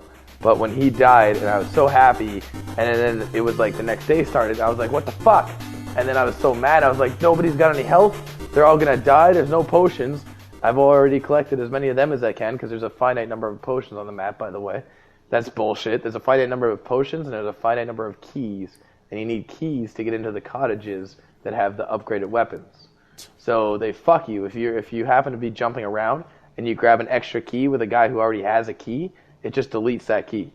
You're fucked. So God damn it, these people hate yeah, players. so I mean, like the best thing to do is you use one person as the key collector, and they're the only person who can go in and out of the cottage. So they got to go in, retrieve the weapon, come out, and pass it off to somebody. But you're risking a huge like safety thing if you try to go into a cottage with another person, because if he's coming by, then you got 2 sitting ducks instead of just 1, and you never really know where he is until he attacks. If you plan it right, you can see like, okay, he attacked way on the other side of the camp. I've got a few minutes till he gets to this side. You can even throw a couple of your dumb slow campers in his way. And, like, you know, he's going to go fight George and kill George first. I got time to switch this weapon here and then go back and get another one for him to get back to me here and then have 2 campers that are readily armed instead of just 1 or whatever. But long story short, you got to go down to one of the cottages and you trigger the event by going in, turning left, and then walking forward. And then you find a note on the ground, just like you do in the house, basically. And it says, go to the cabin by the woods. Then you go to the cabin by the woods, and it says, fire will kill him. So then you go into the woods themselves, and you got to find the weird house up in the cabin in the woods. And when you get there, that's where you got to use the key. And then you walk into that house, and you walk forward twice, and you look right, which is very important. Don't fuck that up. When you do that, you get another note that says, fire will damage him the most, which you're just like, fuck off with these notes already. And then when you turn around, if you're lucky, there might be an axe on the ground. And it's a good idea to grab that axe because anything is better than a rock. But the trouble is, the only way to get any items to spawn on the real map is while you're jumping. It like triggers it for some reason. So if you're jumping and you're looking for potions, you might accidentally get a key, like I was saying. Or if you have an axe in your hand, you might accidentally get a knife to spawn. And then you just got like a butter knife instead of an axe. And you fucked yourself. So that's super irritating. So what you want to do is you want to go hand off that axe as soon as possible, and then while you're doing that, you go to the next cabin, and when you get there, you got to take 2 steps forward, 1 step right again, and it's super weird because it's super finicky, but there's 2 cabins that have the exact same motion. Like, why boil it down to such finite, attributes, but then just say, fuck it, copy and paste that one? I don't understand. It just blew my mind when I found that out. But then this game was made by people who hate people. Yeah, that's obviously like this is just a Saw game for people like way back before Saw was a thing. Like, do you want to play a game? This was Saw for your soul. Exactly. So then when you get into the last fucking cottage, and I don't mean the last as in like it's the last cottage you'll ever be in, because this is like the setup to being able to start making Jason's day a bad day. You know what I mean? You've just barely survived encountering Jason 4 or 5 times by the time you get to this last cabin. And you have to be told this Yeah. shit because Oh, yeah. nothing in the game is really telling Anything you. in the game that's written is either inaccurate or just so plain and nondescript. Like, fire will hurt him. Well, yeah, fire hurts 99% of carbon-based life forms. Thanks for the update, Tips. Yeah. So do sharp metal objects. Like, holy bananas. So you fucking do your little dance, your 2 moves right and your 1 move forward, whatever the fuck I said earlier, and you get a torch, which just looks like a flaming torch sitting on the cabin floor, which is not good. And the random jumps, how you have to like jump to make things appear in the invisible air. Yeah, and it just shows up. Like, why don't you just fucking go to the spot where it should be, find it, instead of be like, oh, you gotta step up to this pine tree, take 2 steps left, jump up 3 times, so you can appease the random number god. And the best part is, if all of this isn't enough for you, there's even more that you can do if you want to get better weapons. Because also, if you go into the cave loop, which I 100% avoided, I actually used the cave loop as like kind of like a trap and a shitty camper dump off, because Paul ended up working out really well as the lake guardian. So I had Paul guarding the lake with an axe, and I put George and Debbie over at the cave. And that way I could just switch back and forth, because I found a nice little loophole where if for instance, I happen to be Mark, somebody else is under attack, call him George.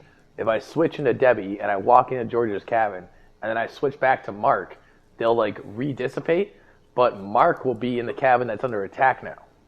So that I can use him. And it's totally not supposed to work like that, but I fucking exploited the shit out of it. So if you create a shitty system, it deserves to be exploited. Yeah, so more often than not, I had that trap set up where I would have two shitty people, whoever wasn't dead, up in the little cavern area. But if you actually go into the caves, you can find Jason's mother. And on the first day, she gives you a better axe than the one that you can find, like the way that I talked about. If you do it on the second day, you can find a sweater, I believe. And if you do it on the third day, there's a machete waiting for you. And it's a pitchfork. Oh, sorry, yeah, it's a pitchfork. My mistake. And long story short, the way to do this shit is even more convoluted. Like, to get into the, you gotta go get a fucking light, or like a flashlight, by lighting all the cottages. Like, you gotta fucking go up there at the right time, and like, if it's not the right day, then you're just not gonna get the power up that you need, and if you've already gone past it, then you're fucked. And it's just so ridiculous. Like, it was just absurd. So I skipped all that, and I just went fire and axe, and we are going to bludgeon this guy to death, and he's not going to escape me. That's how this is going to go down. So I managed to make it. You didn't get so far, did you? No, I didn't know any of this weird, unintuitive bullshit. And this is also the kind of game... I tried to light the... there were some cottages I couldn't enter, but it's something like, oh, you're supposed to light up all the cabins, so then I had to figure out, oh, it's only the large cabins. Yeah. But then every time I try to get there, Jason shows up and he'll attack me, knock me down to like half health, and then before I can get anything, oh, by the way, getting potions, it doesn't cure you. So, again, there's no fucking way to restore your health. And nothing tells you that. So, the only way to figure that out, like I did, was by trial and error, and I happened to be in a cottage by accident while I was trying to figure out what the fuck potions do, because that's really the only place that you have a menu to even use. And I accidentally cured the shit out of the person that I was standing beside instead of curing myself. And I was like, this is horse shit. I just cured George. Useless George. Stupid ginger, useless, slow George. Garbage idiot. Yeah, he doesn't have a soul. He's not worth He's saving. not worth saving. He should be on Freddy's side. He's probably going to betray us. Yeah, that's what he already is. That's why he took your heal. Yeah, exactly. So that's a terrible thing, and there's no way to know that. So I fought Jason, and then I fought him on the path, and then he leaves, and I'm like, okay, now what direction am I going to? Oh, fuck, he's back! And he was just like, fucking just knock me down to like another third health, and I'm like, okay, run, gotta get a potion, fuck, potion's not doing anything, what the fuck am I gonna do? Oh, here comes Jason again, well, I know what I'm gonna do, I'm gonna fucking die. Yeah. And then he punches you, and then you get a brief second of like, holy shit, I'm still alive. What's going on? I don't understand. Because he just collapsed and then came back, especially if you're on the road. And he just punches you again, and you're like, what was that? I don't know what that was. I don't understand. And then if you happen to be in a house, you happen to have the luxury of dying in a house, then when you die, you can see the little potion get used, and you get 4 hit points. But the hit points are just so dumb, because for him, he takes out like 6 hit points in 1 hit. It's just stupid. And it was even fucking worse in the design, the unfairness, the lack of balance of power, is the music is so fucking annoying because it's like the same tones on like a 6-second loop. Yeah, it's just insane. I think they actually made it to torture people. I genuinely think that this was like do you have kids who have problems playing video games too often? Bring them to Dr. Lloydenstein's office, and we'll fucking teach them. And then they just strap you down, and they give you this for 15 hours. This is the Clockwork Orange. Yeah, the modified Levigo effect. Just pin open their the vitiligo test. Yeah, exactly. Or whatever it is. Levigo, vitiligo, that guy. Yeah, the Ludovico technique. But yeah, like the job is, it's like they give you this, and if you can't succeed, they zap you. And honestly, when I beat this game, because I have one housemate left up here for the season, and any of our viewers... Oh, Jason got to the rest yeah, of it? Basically. But any of our viewers know that I'm trapped in Muskoka till the end of the season here, and then we... I don't know if I should allude to this much, but we might be planning a little road trip for the viewers or listeners. But long story short, I'm down to one roommate up here, which is nice. The comfort is great. But it was like late at night, and I finally beat Jason. And I literally stood up and screamed and like lost my laptop because my headphones were plugged in and everything, and like threw all this shit off my lap. And I was like, yes! And my roommate comes out like, bro, you got to calm down, man. It's 11:30 at night. I'm like, I beat Jason. And he's like, well, at least we can all sleep like safe tonight, but you need to take it down a notch. Because he was happy, but at the same time, I do respect that, maybe just a couple notches less of decibels. You got the closure I could not. Yes. So I did that with all these games, in fact. So tell them, what's the big reward? What's the big payoff that you finally overcome this terrible, horrible After thing? you've seen 2 times you've defeated Jason, you get these little like snippets of him all slouched over, and it's basically the same snippet both times. And then the third time, and it gives you a little like quote too. It'll say like, "You've beaten him for now, but he'll rise again at dawn," or some bullshit like that. I think that's the second day that they tell you that. And then on the third one, when you finally beat him, he's all slouched over, and I think Mike stumbled onto something real here, and we have to like look into this a little further. Conspiracy confirmed, but basically Jason's all hunched over, and it says you've defeated him finally. You can rest safely. And then it's like, but will he rise again?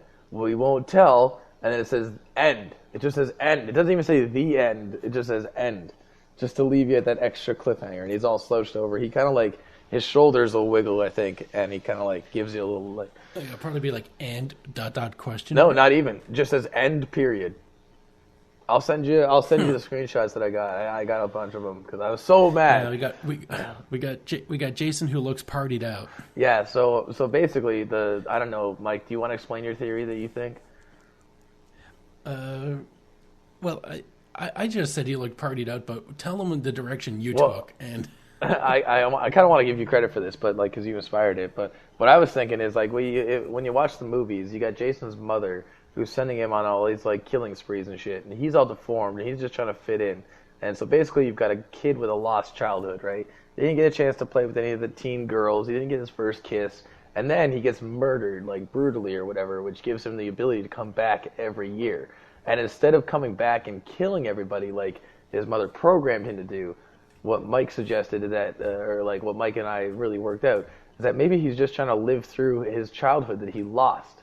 And by him like going to the campsites, he's just trying to, like he's following all these fornicating kids and he hears the music and he just wants to go and make out like all the other teens are. But he gets there and immediately they all start screaming and pitchforking and all he can do is defend himself, right? But like he goes through like a retard panic. Yeah, exactly. He just gorilla modes and just starts grabbing babies, like who knows? He goes full Harambe. He goes full Harambe. Just everybody loses.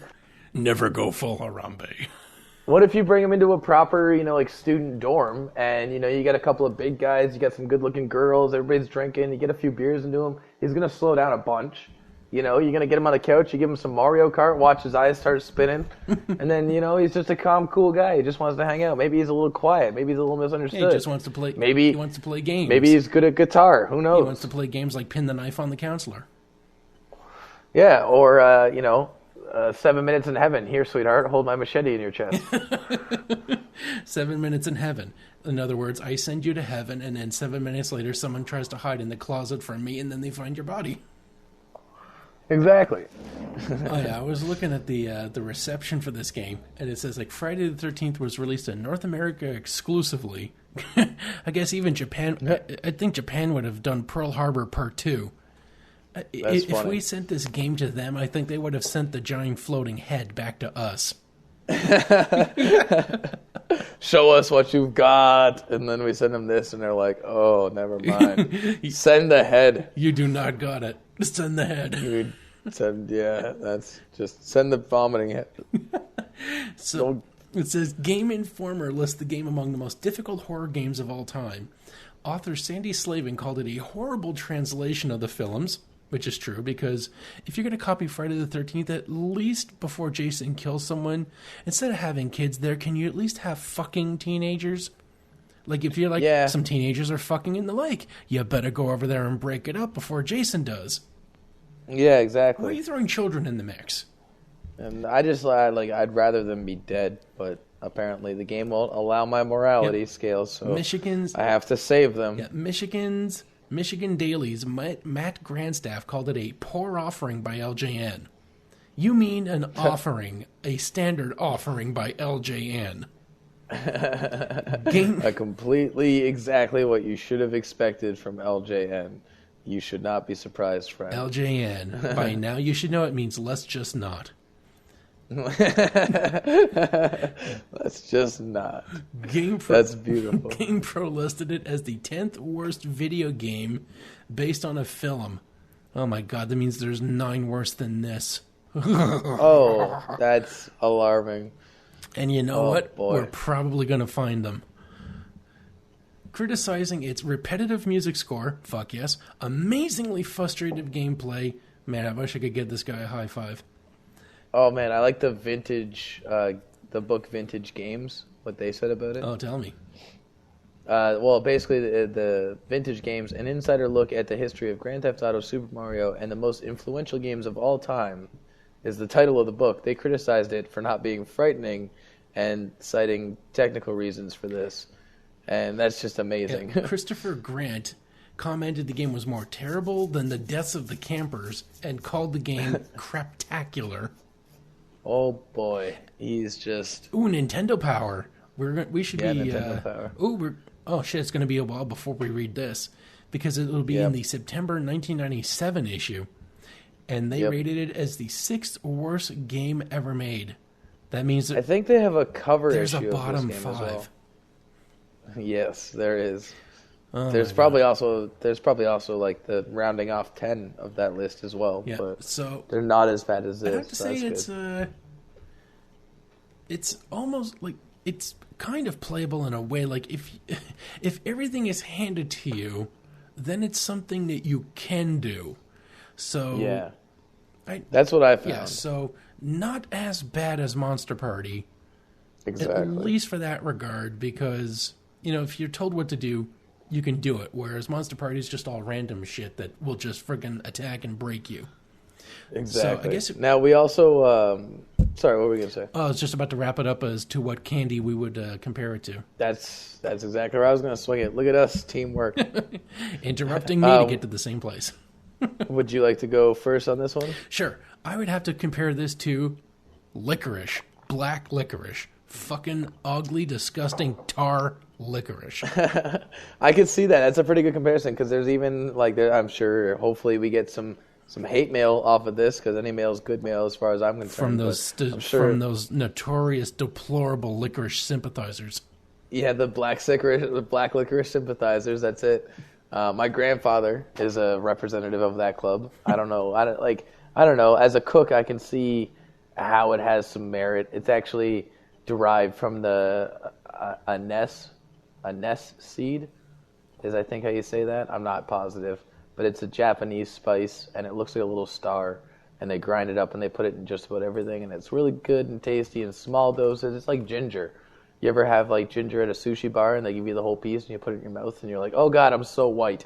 Why did I put that in my mouth? I don't know what I'm eating. That tastes terrifying. It says here that the licorice is the root of the Glycyrrhiza glabra. That's gibberish, Mike. Glycyrrhiza glabra, which is a sweet flavor which can be extracted. Oh. No, you're just speaking gibberish. It is not botanically related to anise, star anise, or fennel, which are sources of similar flavor compounds. Oh, I see. So I was thinking about, flavor profile when I said that they're, that I thought that was what it was from, but I guess not. And licorice. They actually make it from something else. Licorice is from the Old French licorice, which comes from the Greek glucoriza, meaning sweet root.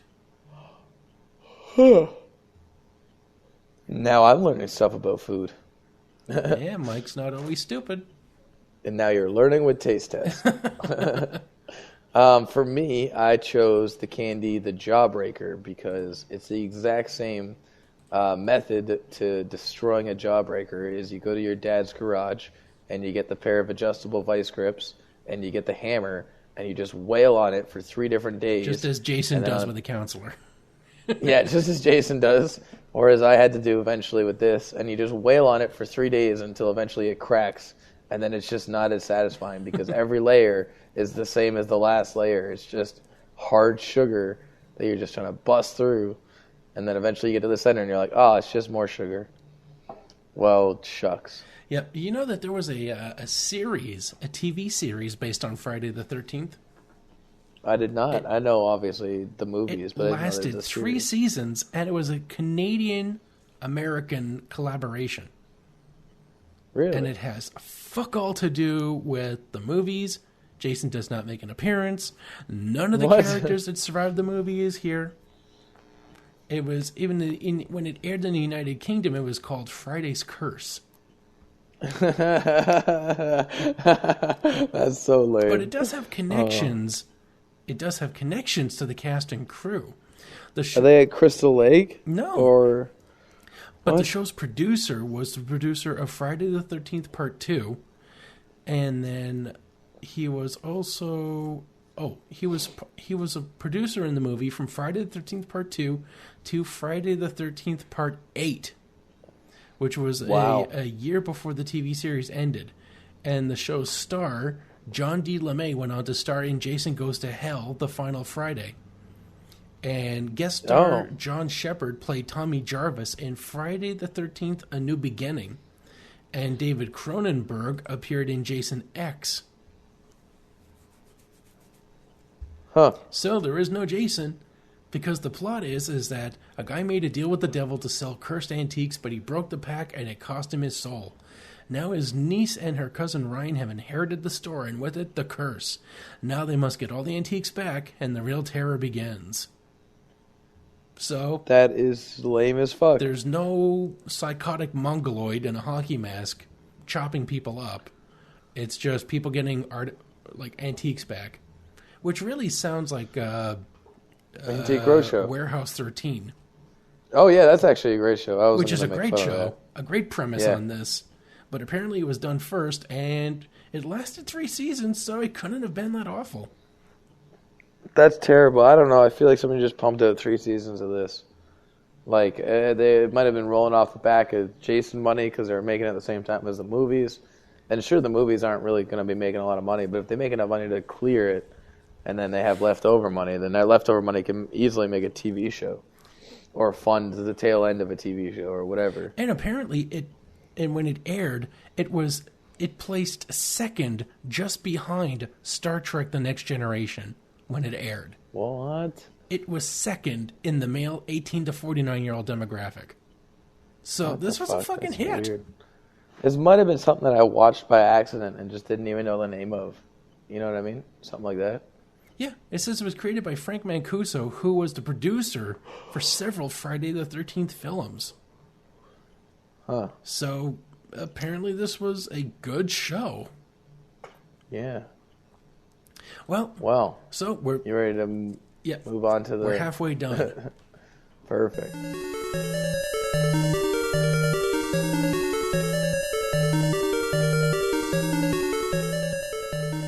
Okay, so do-do-do-dun, do-do-do-dun, do-do-do-dun, do-do-do-dun, do-do-do-dun.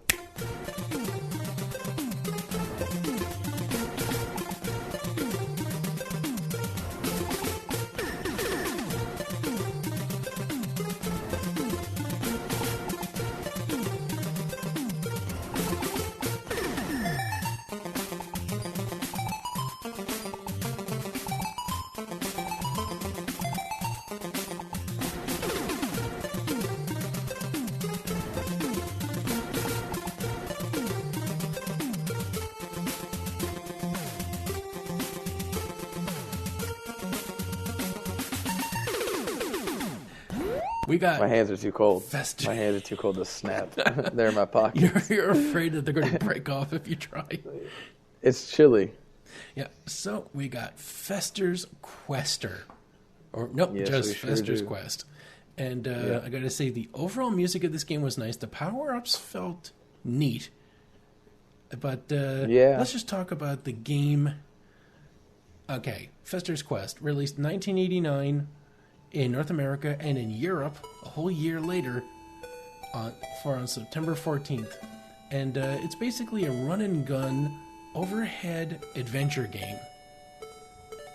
Yeah, While exactly. Fester is out enjoying a night of moonbathing, Fester bears witness to an alien invasion and decides to take his blunderbuss and save the city. Along the way, he gains new tools and weapons, as well as clues on how to attack the alien mothership, which is bullshit. You get it because you do get a clue every time you defeat a you boss. get what's called clues, but they're not. It's clues. a fucking picture of a UFO. It's a picture of you. So the aliens took you, like, also, so, like, the main point of this is that you're supposed to be tracking down Gomez, but you really don't realize that he's not there until you've gone through everybody, and you're like, oh, I've seen the thing 3 times, but I haven't seen Gomez yet, and then you fight the last boss, and then you're like, oh, there he is, he's in the final picture. So obviously you were trying to track down Gomez, but they don't tell you that. Yeah, you encounter, because Fester encounters different members of the Addams family. Thing, who will give you potions, invisibility potions, and missiles. Gomez isn't there because he's been kidnapped, apparently. Wednesday will give you stuff. She gives vice you grips. vices. Yeah, she gives you vice grips, which apparently you're not going to put anyone's nuts in. But No, apparently, I don't know. Because everyone knows vice grips are the cure for when you get stung by bees. Yeah. Because bees will sting you don't. and make you move real slow. Unless you use vice grips, which apparently make you move normal speed. And then Morticia will give you a whip, which is, if you want to feel like you're in a shittier version of Castlevania, go with that. Yep, that's the way to do it. And it's funny because, like, it's super kinky that she gives you the whip, and it kind of looks, like, really weird and pink when you get it. So you gotta figure it's definitely like a kinky sex whip, considering, you know, the Gomez and Morticia, like, atmosphere they've always got going on, right? Oh, yeah, they're heavy into BDSM. Oh, yeah. So she's just, like, alone in the house and bored, and she's got nobody to whip. So she just gives it to Fester to go play with and entertain himself. Just don't smell while it. he goes and saves her husband. Yeah, and just don't give it a whiff. That's why it kills all those aliens that look like fungal diseases. Yep, so you go through an overhead map, and then you go through the sewer to get to different buildings. It's kind of like Ninja Turtles in that regard. In that you have it was very Ninja Turtles infinitely feeling. spawning enemies, and they'll drop power-ups, except these will also drop power-downs, which is really fucking frustrating, because if you defeat a stack of enemies, you will have like 3 power-ups and a power-down. Yep, and this is where Mike started cheating. Oh, yeah. At this point, I just decided, fuck this frustration. It's bad enough dodging everything. It would be nice if I don't have to worry about which power-ups I run into. So I downloaded a patch, which had no downgrades. So anytime I defeat an enemy, I just rapidly increase my weapon. Yep, and what was the other patch feature that came with that? It lets you shoot through walls. So right, which it was funny because I chirped Mike originally for even entertaining the notion of downloading a patch to make it easier, and then I realized exactly what that would do, and so I'll let Mike finish what he was saying because I kind of cut him off. But well, enemies will attack you and shoot through walls, so this allows you to fight them on even footing. And you can shoot through the walls. Yay! That's it. It lets you shoot through the walls, and which is good because, it does not like make as this Mike any said, easier.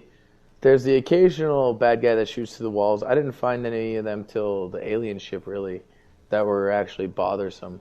But when you do upgrade your gun all the way, which is super not easy when you are playing with downgrades as well, like I was, you get a nice cool spread on your gun or whatever. But when you walk down a narrow corridor, if any bit of your bullets touch the wall, it'll just stop the spread dead right in front of you. So then you're walking, and I was constantly using my turbo button, just making a wall of bullets in front of me, murdering anything that I could from across the screen.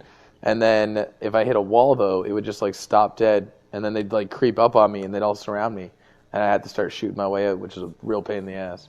So for the fact that they could go through the walls, I don't know. I kind of like that now that now that I've suffered through it all the way, I can say when I do go back to play it again, when I do, I'm going to be getting the hack ROM as well. So I'll give it to you in that sense. But you did actually, you finished this game, right? Yep. This is one I actually got to finish, but it sure as fuck wasn't easy. I feel kind of terrible for saying it like that. I didn't mean to make it, so laid out, but it's the truth. You did actually finish this game. Yeah, not very quickly. It took a day or two to pound through these bosses because even with a fully loaded weapon, you have to shoot these bosses a fucking lot. Yep. Yeah. They're not exactly conducive to regular gameplay either, because each time you go into a battle, first you have to go through a first-person view house, and then when you get there, you just immediately spawn in front of them, and depending on where they're situated, that's what the like geometrics of the level is going to be. But you can't tell anything because there's no background, there's no foreground. You're just on a matte black background, and they're either like dangling above you or just beside you, and they've already started trying to attack you. So you have to figure out what left, right, up, and down does, and then try to avoid them. And then it's just a mess every time. I found it only actually took me, I think it took me a little less than a day to complete it. Like hour-wise, I wouldn't know. My days are like start at like 11 in the afternoon and don't end till like 3 in the morning. But I know that I had some free time. Fester's Quest, I think. Also because I kind of fiddled with playing around with it beforehand too, if you remember. Mm-hmm. I did that, and I fiddled with the first level. Oh, actually, I did have a problem because the original ROM that I had, whenever I walked into a house, I almost gave up on this game entirely, and Mike actually saved me, so I shouldn't chirp his ROM so much. But it allowed me to get past the crap to find some function. Exactly, and that's actually where I had the same problem, is that the initial ROM that I have downloaded, because we're terrible people and we're using emulators, we're not going to pay these people money anymore. But these people have clearly demonstrated they do not deserve money. They don't deserve it. Any money that they got from this is ill-gotten money. It's basically blood money. So, and this game's been around for like, what, 20 years now? So they should definitely be doing something about that. But anyway, so what I found was when you're in the overworld, you're walking around, everything's above you. You can go into the sewers, everything's fine. But then eventually you're going to come across the part where you just get to a White House, and you have to enter the White House in order to progress. And every time I would get to a White House, it didn't matter where it was, but it would restart the game. And I honestly thought that that was just Fester's Quest. He was supposed to go from one spot to the other and kill some guys on the way, and if you should choose so, get upgrades, and then the game's over. And I genuinely was like so like mad at it until you managed to find me a better ROM, and then I found out that no, the actual houses are kind of an interesting first-person perspective that added something to the game, but like really came out of nowhere at the same time. There's a house with nothing in it, but apparently you got a health upgrade. Yeah, so that was something that I did a little research research off with for. 2 fucking hit points. Yeah, talking about games that are just brutal to like, and like, on a scale of like brutal to relentless, this is like right in the middle of like why am I even trying this game, because I've started with 2 health, I can get upgrades and downgrades, and there's nothing stopping either of them. I've got a whip that I can't use. I got to go to all these weird places and get all these dumb power-ups that I have no idea what they do until I use them, and then I'm just confused and like, what is going on? But yeah, so you start with 2 health points, as Mike said, and the only way to get more, and I managed to find both of the extra health points with some extra bonus point research.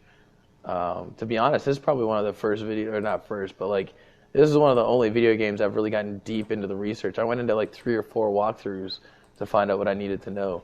But there's a random hidden room in the first White House, and when you walk in, you just have to walk to the wall, and then you walk into the wall again. And I remember telling you about this, and you were just blown away about how bullshit that is. That you just, you can walk in and assume that you're in the right spot, not get it, get frustrated, turn around and walk away. Or you could just walk one step further, and like you and I were saying, they could have just put like a bust of somebody there or anything and just say like push A to accept more life because you're here now. And like I honestly think on the map, if they're like whatever the game's using to track you, it must just be like, you know, you're in square -6 and then +3 or whatever, and then when you push forward again, it says like -6 +3 still, because I really don't think that it even registers you moving. It's just a case of like you have to push up to initiate accepting the help. Yeah, you have to walk up. Which is, you have to it's like smash your face into the wall to get a power up. To get. And it's not like they couldn't have just like put it as like an icon on the ground, like they have with every other power up. Like, you know what I mean? Yeah. And then so the second one to You have find, to which wander is also around aimlessly and then discover, oh, I have more health now. How the fuck did that happen? And to me, actually, it happened by accident the first time, and then when I reread it, I realized what I did, and I went back to test it to re-instigate the circumstance, and it actually worked the second time, and that was when you were on the phone with me. But the funny thing is, actually, I found the 4th health bar that you can get, and it's the big house in the main map in the center where you'll be walking around it, and there's no way into it. And you pointed this out to me, and I was like, "Fuck this! There has to be a way. I'm gonna like look through all the shit." And I actually had to find somebody's walkthrough where they went into the code of the game to find out what was going on. And the way that they figured this out is that there's 2 different bush textures. There's a bush texture that's like the regular pathway bushes that are all around us, and then there's a bush texture that doesn't have a hitbox. It's just a bush like image that you can walk over. Yeah. So basically, when you're trudging around the house and you're getting attacked by fucking mutant bees and frogs and shit, if you're able to hold them off, I just in my head I was imagining Fester like against the bush and with one hand and his back against the bush, just like groping for like some kind of handle, but not finding it, and like with the other hand on his blunderbuss, like trying to pack it like a musket and like blasting off aliens and like looking through the bushes and shit. Eventually, you'll accidentally walk onto some bushes that you shouldn't be able to walk with on. a light bulb in his mouth. Yeah, and eventually you'll accidentally stumble onto these bushes, and you'll be like, hey, wait a second, the game's glitching. But no, you're actually on a path that you're not supposed to know about, and if you walk along the side of the house, you can get to the front. And of course, you're still being attacked by enemies while you're on the path. There's no relent from the enemies. They just keep coming. And then eventually you get to the front door of the house, and when you open the door, you get a neat little family picture and an extra health bar. And it's not worth it. It's totally not, because you can just play the game now you have with 2 health you have a bar grand total of now 4 hits before you fucking die. And it's just still just... I mean, to be honest, the health in the game... The reason why it's not worth it is because 2 health bars is enough. First off, you should never hit an alien or an enemy. Your health should only go to the bosses. And every time you go to a boss, as Mike and I discovered, another interesting mechanic is that you can use whatever items that you want, and as soon as the boss battle's over, granted that you won, you will spawn back with all of those items refilled again, including your health. Oh, even if you die, you will start off at the very beginning location of the game, but I gotta say there are some pluses in this game's favor. You will start all the way at the beginning, but it will give you all your shit back. All of your items that you started the boss battle with, so that's something. Yep, so you'll start off at the very beginning, which means you have about 7 whole minutes of backtracking if you're near the end. Yep, which is fantastic, but the bosses don't respawn. Yep. That's where you were going to go. Yep. I stole it from your mouth. Yeah, so the bosses don't respawn. I didn't actually have that problem because, like usual, I was using the old save and then replay the last save technique, so... As soon as I got a boss done, I just saved it, and I never had to worry about continuing from the beginning again. I found that out because you told me about the invisible power-up, and I was needing that 3rd block of health. Yeah. So I decided, okay, I'm going to let a guy murder me.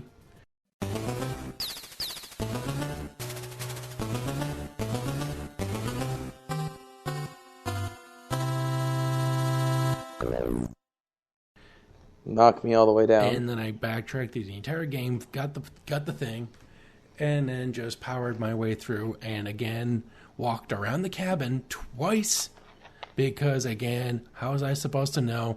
Oh, you're just supposed to walk through some of these fucking bushes. Yep. It's so, it's literally impossible unless you're rubbing the bushes, like Doom style. Like, when you're playing Doom and you have no idea where the secrets... You're tapping that E key, just like... Come on, secret wall, secret wall, secret wall. Furiously, every little panel, you're just like, what is it, what is it, what is it? Yeah. That's exactly all you're doing. It's like he was trying to have a cigarette in the bushes behind the house so the family doesn't see him, but he dropped the cigarette, and now he's trying to, dig through the bushes to put it out or something. and he just like falls in. Yeah, That's what it looks like to me. One of these things is invisible. It's like the friggin' wall to the Batcave. Yep, exactly. It's just like that. But so that's the only way. I don't know. And honestly, it's so much extra work. You could do it with 2 health. It's just as easy. The game, like to me, some of these bosses are really fucking hard. Yeah, one with a bird. There's a bird with a shield and what is it? A shotgun, a laser gun, or something? Yeah, it's any of the guns are basically the same gun that you have, I guess, because they're all like 3-ball shotguns. Well, and there's like the first two bosses, they don't have guns at all. They got the Morticia's whip thing. One guy stretches his arm, and another guy whips things at you, which is essentially it's the same thing. Long strings of hitboxes coming at you that box you in because you can't run. Yeah, exactly.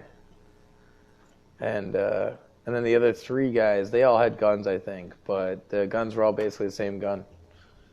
I'm pretty sure. Yep, and then you finally fight the last boss, the UFO. That's a trip because even if you go, like, you run and destroy or ignore some enemies, they will keep shooting at you several screens away through the fucking wall. Oh, yes, they will. They have no fucking problem with doing that. No, they do not die. They do not go to glitch heaven. They exist. Those guys, actually, they were kind of pains in the asses because I knew I had to kill them before I could carry on. But they only even are weak at certain points, too. So even with, like, the regular plan, like, running up and blasting them, I remember when we were on the phone and you were playing this, and you first came across the one-eyed aliens, or the one-eyed alien ghosts, and they were bouncing, and you're like, oh, shucks, I can only hit them when they're actually on the ground. And I was like, haha, that's funny. And I ran up to them, I don't know, maybe 10 minutes later, and I just constantly had a stream coming out of my gun. And, you know, watching them jump, the first 2, they miss, and then eventually they get caught up in the stream, you know? But, like, these other guys that you're talking about, the ones that shoot the insane distance, they were so hard because even though you're pouring into them, they're only weak at certain points. And it's like, sure, you can kind of hold them at bay, but you're still not killing them. They're still a problem. No, I got hiccups. Shucks. But anyway, so yeah, those guys are pains in the asses. You kind of cheated your way through it, and I just gritted my teeth and hugged the corridors. The ending. The ending, what did you think? Oh my god, the ending is fucking awful. I can't remember who the final boss is. Oh, he's a T-Rex kind of guy, right? No, he's like a mother brain thing. That he's got like 2 turrets, and then he's got a head like a blooper from Super Mario Sunshine. Yeah. He's got the front turrets, and then he's got a mouth like a blooper from Super Mario Sunshine, where he'll like shoot blobs of pain at you. I'm not sure exactly what you're talking about. Blooper, the squid thing. Sure. You never played Super Mario Sunshine for the GameCube? I did. It's been 100 years. He's like the squid I'm imagining like Inkies or like the squid guys that are in like Sonic or like any of the squid bad guys. No, any squid bad guy in a game that shoots ink at you. Yeah, I'm just kind of generally imagining that. But. Yeah. So when you finally like use up all your invisibility / invincibility potions. I found a neat little trick, but I'll tell you after. Go ahead. So you use them, you destroy the mother squid thing, and then that's the UFO. You get to see the UFO still beaming people out of the city, and then it explodes. Which, to me, suggests that people that were in mid-transport just were left to free fall to their death. When it showed the clip of the UFO and it looked like it was like at the end, I think it was actually dropping things off, but I couldn't tell because the resolution was kind of poor. And it looked like those little dots were falling for me. I'm not sure. But maybe they're just falling to their death. I don't know.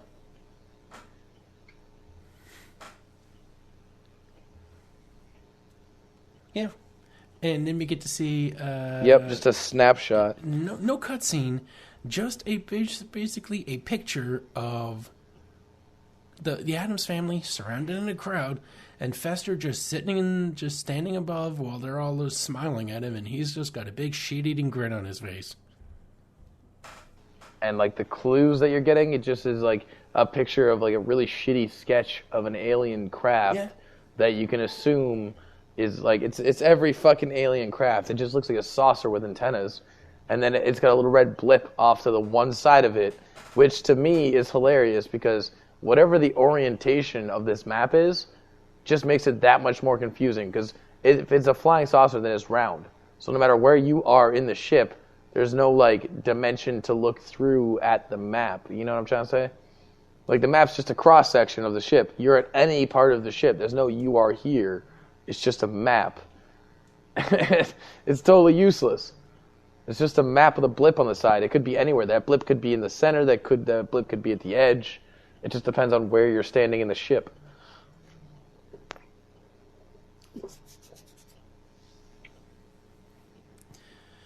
Yep. Yeah, the UFOs, and it's got like levels that look like a deep fryer, where you've got like a skillet, or a what's those things like Like a not the pot deep full of fryer oil? that's a basket, but like a wide. Yeah, it's called a wok. Yeah, but like the handles. Oh. Yeah, it's like a flat screen instead of a instead of like a dipper. Yeah, it's like It's like a deep fryer. well, but there's it's like the they're deep fryer different depending basket, on but what you're flat. cooking. You can get them for like taco baskets, but there's like multiple taco baskets. It's just an individual fryer thing, I guess. If you wanted to fry off like whatever. Yeah. Yeah. What do you think? So, what was your? I guess we candy can of wrap choice this for up so that we can make it under 2 hours. Well, Yep. this could have been a lot worse. Well, look at the other two games we've discussed. But, it functioned. It could be beat. And even the ending was, like, it had, like, a sour aftertaste.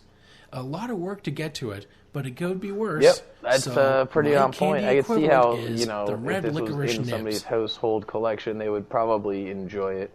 But if you were that kid that was going over to that guy's house, you're like, man, I hope he doesn't want to play Fester's Quest again because that game sucks. I don't want to do that anymore. I'm tired of that game. For me, I chose like almost it's kind of a weird candy, I guess, but like unwrapped bubble gum. Like you get like little bubble gum balls and like all your different colors and shit. But like out of the machine, it looks like somebody just went and put a bunch of quarters into a machine before they went home for Halloween, and they just got a bunch of bubble gum.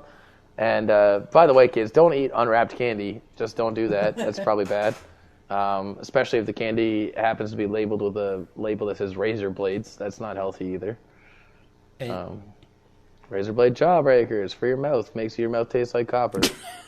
Razor blade jawbreakers. Jaw slicers. But so for me, because it's like you get those gum balls and sure they're Jaw colorful slicers. and like you pop one in your mouth and you're like, oh man, it tastes like red and it tastes like blue, and you're just chewing it. But like after 2 minutes, you're basically just chewing wallpaper paste, and you just got a huge wad of it in your mouth, and you're like, I don't want to keep chewing this, but it's all the candy that I have, so I guess I'll just keep chewing it.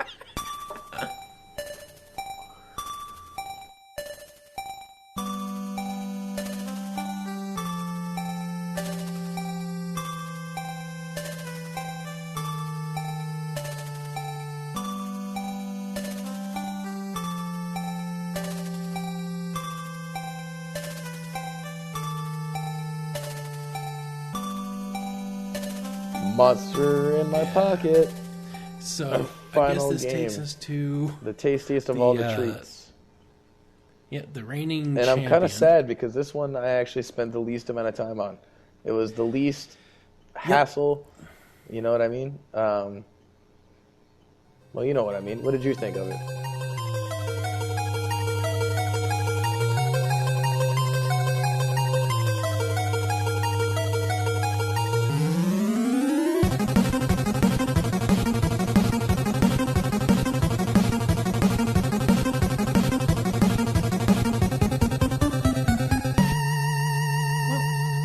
It's a Konami game, and I'm just trying to come on, fucking.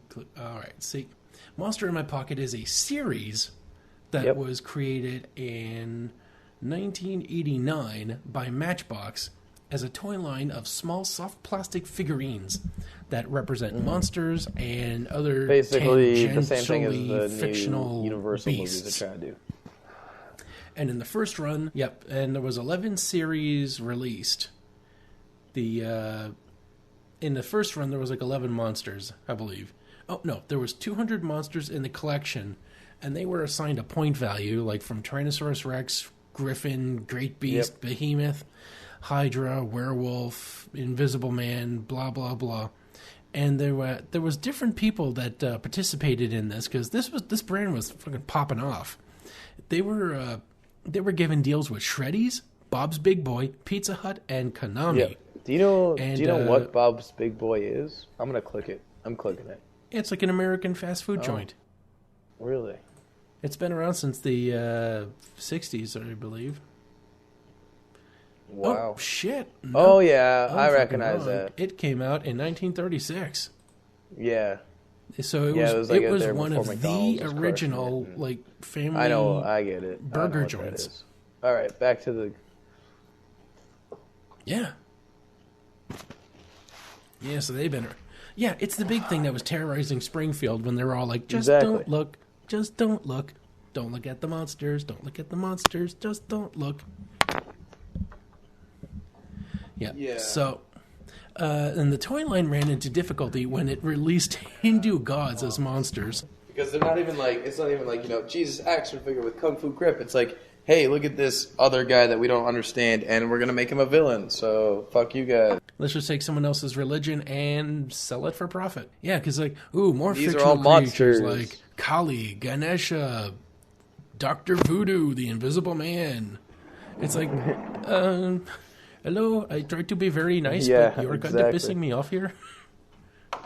So, then there was other things like board games. Yeah. Even had monster wrestlers in my pocket. Yeah, they That had sounds one weird. where Tony the Tiger was a That coach. sounds questionable. And oh my god, then they did relaunches in 2003. Oh boy. Called Monster in My Pocket: The Quest, with deluxe figures of the principal monster characters, and there was a backstory emphasized between Monster in My Pocket and Pokemon, because Pocket Monster, Monster in My Pocket. Come on. Yeah, but that's what they just made a I think it was crossover the backstory was 2003? emphasizing similarities, because I guess they wanted to cash in on the Pokemon craze. Dracula, I choose you. No, it's vampiress. I choose you. Oh yes, Dracula's copywritten. Yeah. So then there was trading cards, comic books, and where we get 1992's The Video Game by Konami. Woo. And it takes a mediocre character called Warlock, who wanted to have power and rule over all the other monsters, creates a shrinking spell to use as punishment for any who choose to oppose him. As time goes on, all of the monsters choose to join his side except for Vampire and the Monster. However, the spell was miscast, causing all of the monsters to shrink in size, making everything fucking pointless. Wow. So why did they even choose to join up with him if they're all going to be tiny anyway? He's like... Exactly! Oh, Jesus, that's just... And I was actually thinking in my head, I wasn't going to interrupt or nothing, but I was thinking in my head, I would believe it more if they just went with the classic Toy Story, toys are animate when you're not looking, it's fine, don't ask any more questions. When you're masturbating, yes, all your toys are looking at you. You're weird, and it's your problem. They know what you're doing, and they're judging you. Yeah, and nobody else is like you. You know what I mean? I was happy with that explanation, but of course they had to go fuck it up more. Yeah, so you get to fight, even though we see a whole bunch of monsters on the cover of the game, you get to see a pocket, and out comes a flying monkey, like from The Wizard of Oz, a weird furry skeleton, a troll, a goblin, a werewolf, and a gargoyle. None of which you play. Yep. And you get to choose Frankenstein's monster and Dracula's monster.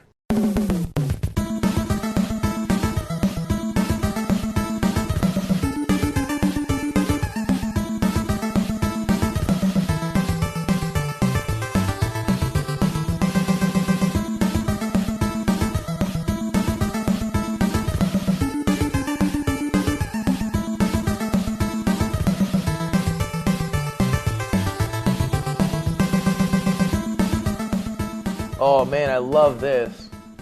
Oh man, so in the plot, shrinkage of all the monsters who were then flung within boxes from like interior. Okay, so in the series, you kind of like mentioned this for a second. A spell by the warlock intended to shrink all the monsters who did not side with him was botched by Ogre, resulting in the shrinkage of all the monsters who were then flung within boxes with room-like interiors to Los Angeles, California. Where are you reading this? This is in the comic books on the Wikipedia. This is the plot. So they are flung into boxes with room-like interiors to Los Angeles, California. So I guess that's where the boxes are. I'm not sure if that's what the rooms look like. I don't know. But the good monsters ended up in the home of ne'er-do-well Bert Convoy, high school student, Jack Miles, and his studious younger sister, who was scared away by Spring-Heeled Jack. They also dealt with, and this is the part that got me excited, the rest of that was just garbage, I had to say. They also dealt with Frank Rook, the Exterminator, and then in brackets it says, a parody of the Punisher. So instead of Frank Castle, it's Frank Rook. I think that's great. And the Swamp Beast helped them defeat a Tyrannosaurus Rex who would glow when exposed to radiation such as smoke detectors and microwaves. Oh my gosh. So and, it gets worse. The video game, when it was released in Asia, it was called Batman and Flash. Yep, which is and just they fucking hacked so the game confusing. So that you're fighting with Batman and the Flash. And the best part is, like, the vampire and the monster, I thought that, like, you would get, like, two different skill sets. Nope. Because you get two different monsters. The monster would be slow and shambling, while the vampire would be more finesse. Yeah, and the monster would have, like, more power, and the vampire would just be better, getting More speed. around. Yeah. More speed, double jumps, flying like a bat. Yep. While the monster could smash things. And you think that, having two different characters, but, clearly we're putting more thought into the game than they did. Yep, because they're just like, we'll make one dude and we'll give him two skins. Yep. That's the plan. And although you could play two-player simultaneous action, which we couldn't because distance is a motherfucker, it says they can make an attack that can slightly extend beyond their body with a blaze, or as we call it, a swipe, and they can make a double jump from the height of their jump, something that's become a common move in many games. So apparently the double jump began here? Yep, maybe. I mean, this is a real old game, and I didn't expect to be able to double jump. I switched to the vampire for a moment, and I realized that I could double jump, and when I died, I hit my save point, and I realized that I wasn't the vampire. So I just continued with the monster, and I realized that he could double jump as well. And I was like, well, this is just a load. And all the good monsters from the comics, Werewolf, Vampirus, Golem, Swamp Beast, Phantom of the Opera, Jotun Troll, Invisible Man, Dr. Jekyll, and Mummy, made no appearance in the game whatsoever, though the werewolf did appear on the cover. Yep. Warlock and Minotaur were the only two monsters from Series 2 to appear in the game. In the comic book, however, Medusa declared that by her count, Vampire's side had a majority. Though all the other Series 1 monsters were included as enemies in the game, Blem Eyes appeared prominently on the cover, and the figure was distributed with the game, but it didn't appear in the game itself. I was wondering what the fuck figure. Blem Eyes is. Well, there's an action figure that came with the game, apparently. Yep, but isn't, like, in the game. Yep. So, and it says, it came inside the box next to a smaller piece of styrofoam than the NES cartridges boxes normally contained. And there was an animated special with Vampire, voiced by Rob Paulson, who was the voice of Raphael from Ninja Turtles. Yep. And the Invisible Man was voiced by Paxton Whitehead. Swamp Beast was Frank Welker, the voice of Megatron.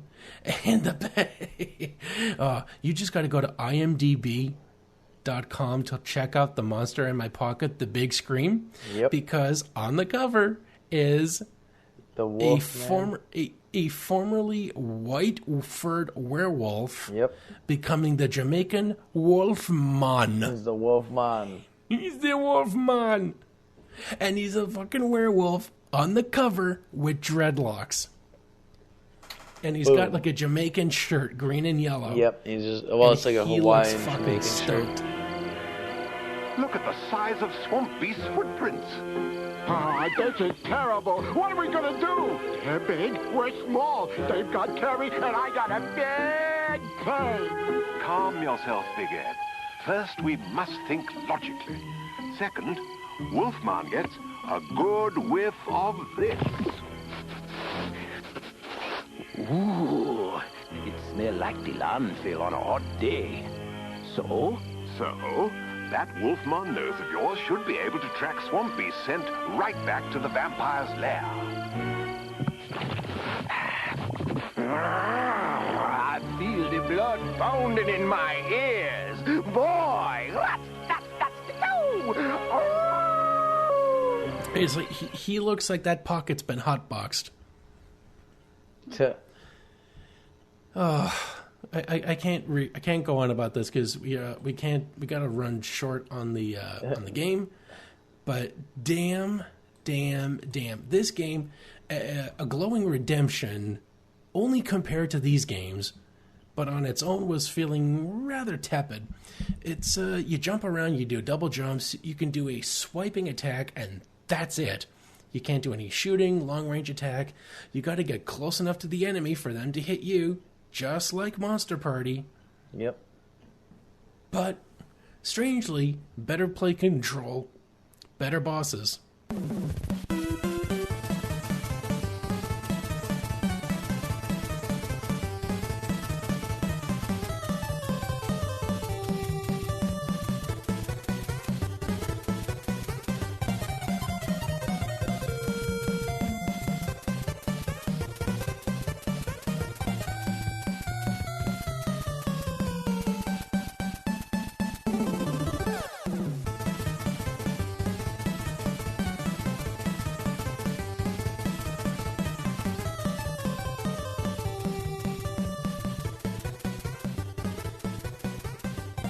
And some of the bosses are rather interesting. What was the first boss again? The first one was the cat that jumped around. It was like a cat girl jumped around, threw knives at you. What? Yep. It was like a person kind of thing, but they sat like a cat, and they had like, it almost looked like Cat Girl. Oh, Spring Heel Jack. Is that what that That's is? who it was. Yeah, so they're jumping it was around. Spring Heel Jack. And then they that throw was based knives. off the... he was based off the Victorian serial killer. Yeah, which is hilarious if anybody ever wants to look that up. It is amazing to think about. Just the idea that this guy was like, I'm going to put springs in my boots, and that didn't kill him, and he actually got away with stuff. And people were like, wow. Yeah, there was police reports. I mean, like, this guy was a big fear in Victorian England. Yeah. And apparently, I unless you're counting that he was an actual fucking demon, this guy was probably just an inventor who just decided, I'm going to put springs in my heels and like some flint in my teeth, so that people will think I'm spitting fire. Yeah. I mean, I don't know if that's the case in the actual story, but he didn't spit fire for his attack here. No, in this one he throws knives, a significantly mundane weapon in comparison. Yep. much lamer. There's a character in this later in the series called Slaughter Ford. Like Ford, like the vehicle, and the word slaughter got smashed together. It's called Slaughter Ford. That sounds like a fucking psychopath butler, which is awesome. Slaughterford, would you get the Bentley? Yes, sir. I just have to finish disposing of these sexual teenagers first. There's also a guy called Thunder Dell. So like Dell Computer, but like Thunder. And he's a two-headed giant. A Thunder Dell. He's a two-headed giant of Cornwall, which is pretty cool. You gotta fight him. I want to see. Oh, and then the second boss is you fight. Okay, because you're a miniature guy, you go through like you crawl around a table, you slide down a banister. The second, you end up going through. I don't know what the hell you're going through first, but you end up inside. Yeah, you end a up fridge. inside of a fridge. Oh, And you're in the there kitchen. fight- That's what it is. You fight Bigfoot. You fight Bigfoot, but he's actually a fucking Yeti or something. Like I think he's like a frozen swamp Yeti. I don't know. The game calls it Bigfoot. I think it's just stupid. But yeah. And then the next guy So you fight a gremlin on a crane. lowers himself down, and it's funny because the walkthroughs that I read, it seemed like this guy gave people the most trouble, but actually it was probably one of the easier ones that I came across. Because like in the walkthrough, it says that he comes in like randomly from one of the three sides, like from the top, bottom, or the top, left, or right, and then he leaves through one of the random sides. But I kind of like I don't know if it was just something that I kind of glitched it because I just stayed in the center most of the time, and maybe he was like programmed to come after me at a certain angle. But like it seemed to me that he was going, top and then leaving through the top, and then left, and then leaving through the left, and then right, and then leaving through the right. So. And in the third one, third one was a goblin. So the fourth boss was a kraken. That guy was a pain in the ass. What did you think of the goblin, though? What, the gremlin? Yeah, on the crane. On the crane?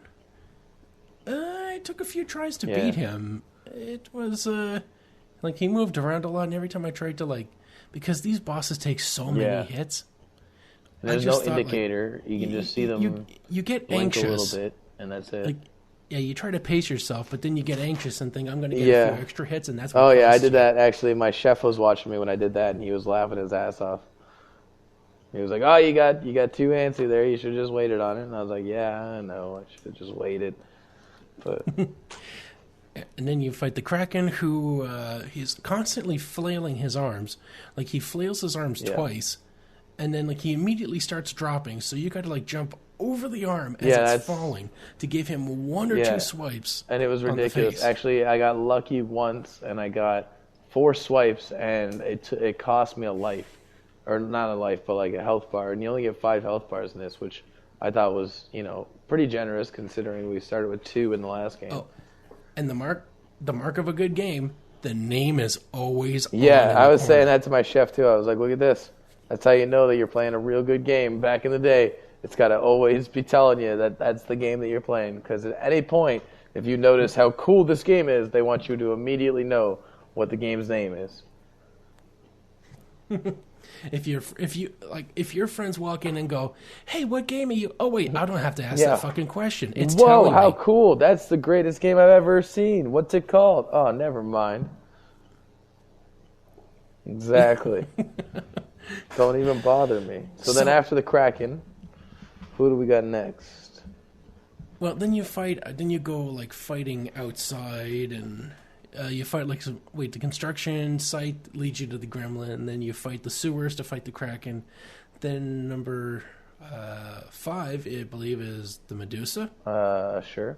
Listen, I really love your hair, Medusa. Do you use a conditioner? Or just a snake charmer? Oh, let me turn her to stone. No, I'm going to turn her into my slave. Then she will lure her friends to me so I can destroy them.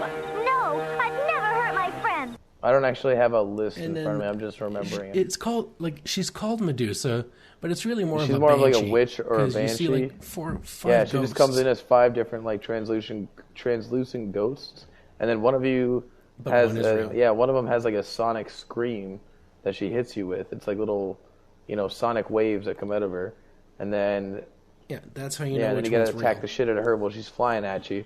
So while she charges at you, and and every one of these enemies, basically, it's come at me, bro. You just have to go and hit them more times, and they're gonna inevitably hit you. And they have long range and a lot of them do too. Especially with the Kraken too, and the witches. Pains in the asses is what it is. Yeah, and then you finally take it all the way to the end when you get to the last stage, and what happens? You fight every fucking boss again. Mike taught me a new word. It's called boss rush, and I didn't know what he meant, but now I understand. That's exactly what that is. Every single enemy that you've faced so far, You have to fight them one more time, and they're a tiny bit stronger than they were and a tiny bit faster. And until you get to the final boss, who of course isn't going to let you down because your first fight with him is actually kind of pathetic. I thought that was over in like 10 seconds for me, and I was like, wow, is this the end? And then he attacks you one more time. And this time he brings out the toys. And actually, that little end scene fake out has actually been, I think, noted as one of the earliest, boss fake out battles where you think you've beaten him and then he comes back for round 2.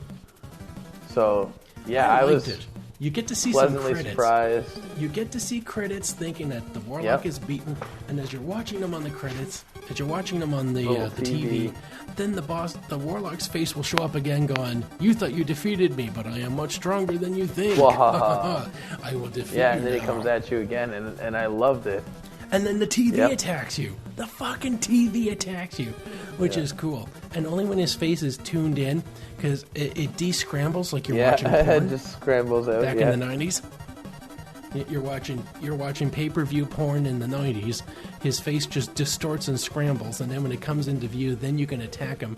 Well, he shoots beams at you, and if you're down, he shoots those beams on the ground, and they will materialize into monsters, which you get nothing for attacking them, so just fucking jump over them.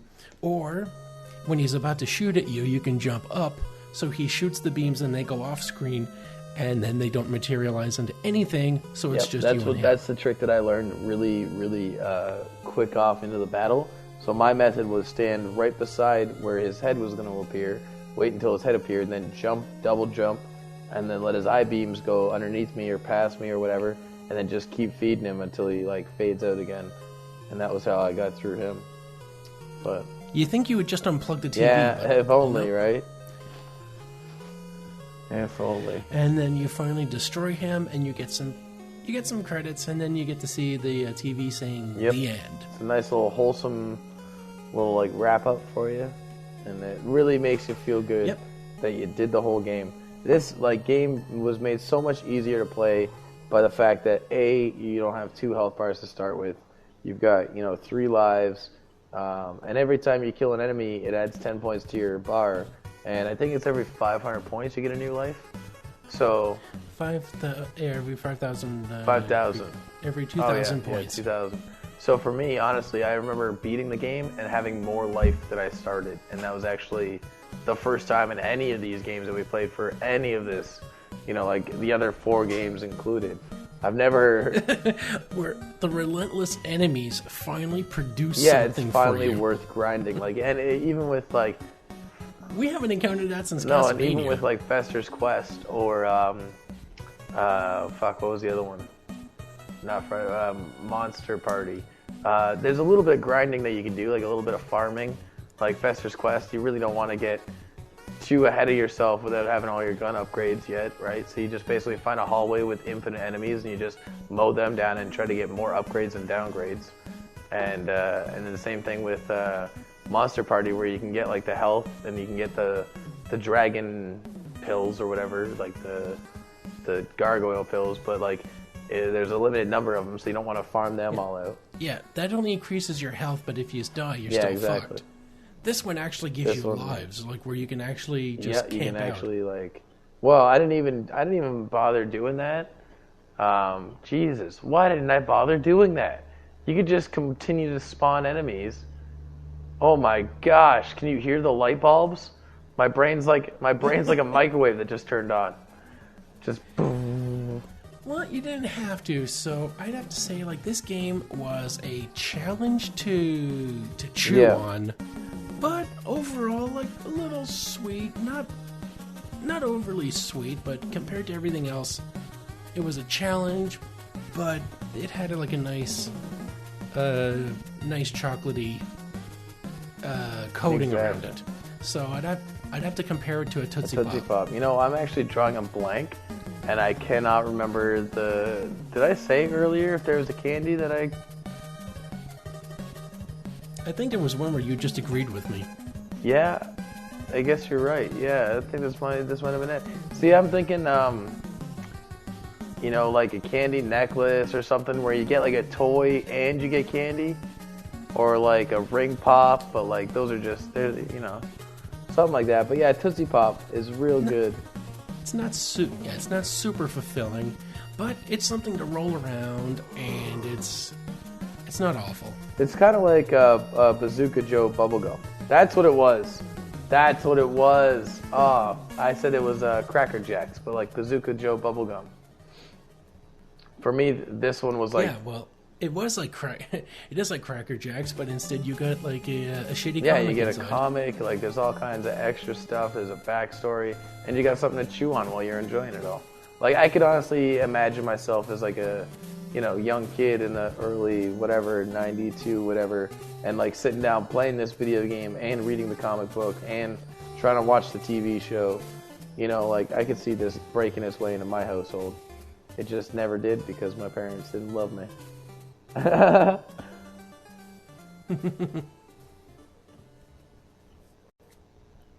Well, I think that wraps up this episode. Yeah, that was all our tasty we hope treats. That you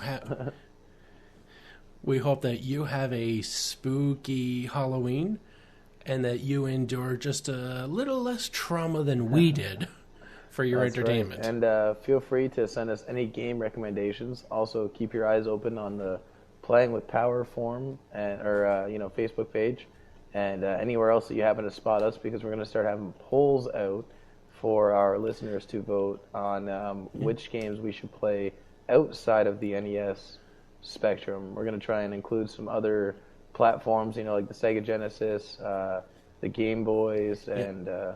you decide where we go off menu. We'll let you guys decide what we put in our mouths. And although, as always, we'll always take suggestions. We've gotten a few from, I think Mike's got a Twitter fan or two. Yeah, you can just leave comments in the Facebook posts. We'll be happy to read them. And, also, if you guys have any questions for us, you want to know a little bit about ourselves or whatever, feel free to ask. And, shoot, if you even ask nicely, we'll maybe even give you a shout-out. Yep, and if you want to be on a game, if there's a game that you haven't played before, but you wanted to discover and you wanted a little bit of company, let us know. Absolutely. And if you'd like to make a donation to us, you can do that through Patreon. I don't know the name of it. What's it called, Mike? Patreon.com/playingwithpowerpodcast. I didn't want to say anything and have it be wrong and send them to the wrong place. If you want to donate, please donate to us. Screw everybody else. Give us your money. I don't care if it's orphans, if it's firefighters, librarians. I will fight them. We deserve that funding. Yeah. Oh, it's just Playing with Power. Playing with Power Podcast is our Facebook yes it is. Page. Yes it is. Patreon.com/playingwithpower if you want to support the Taste Test or Playing with Power.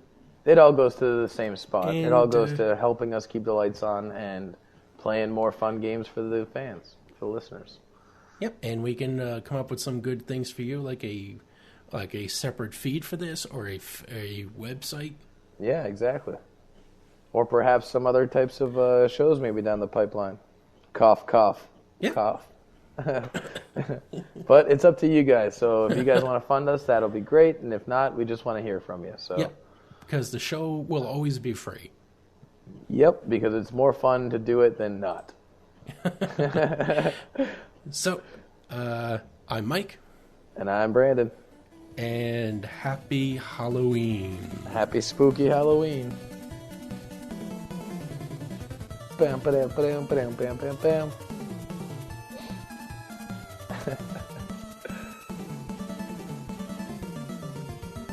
Click, click, boop. 2 hours and 16.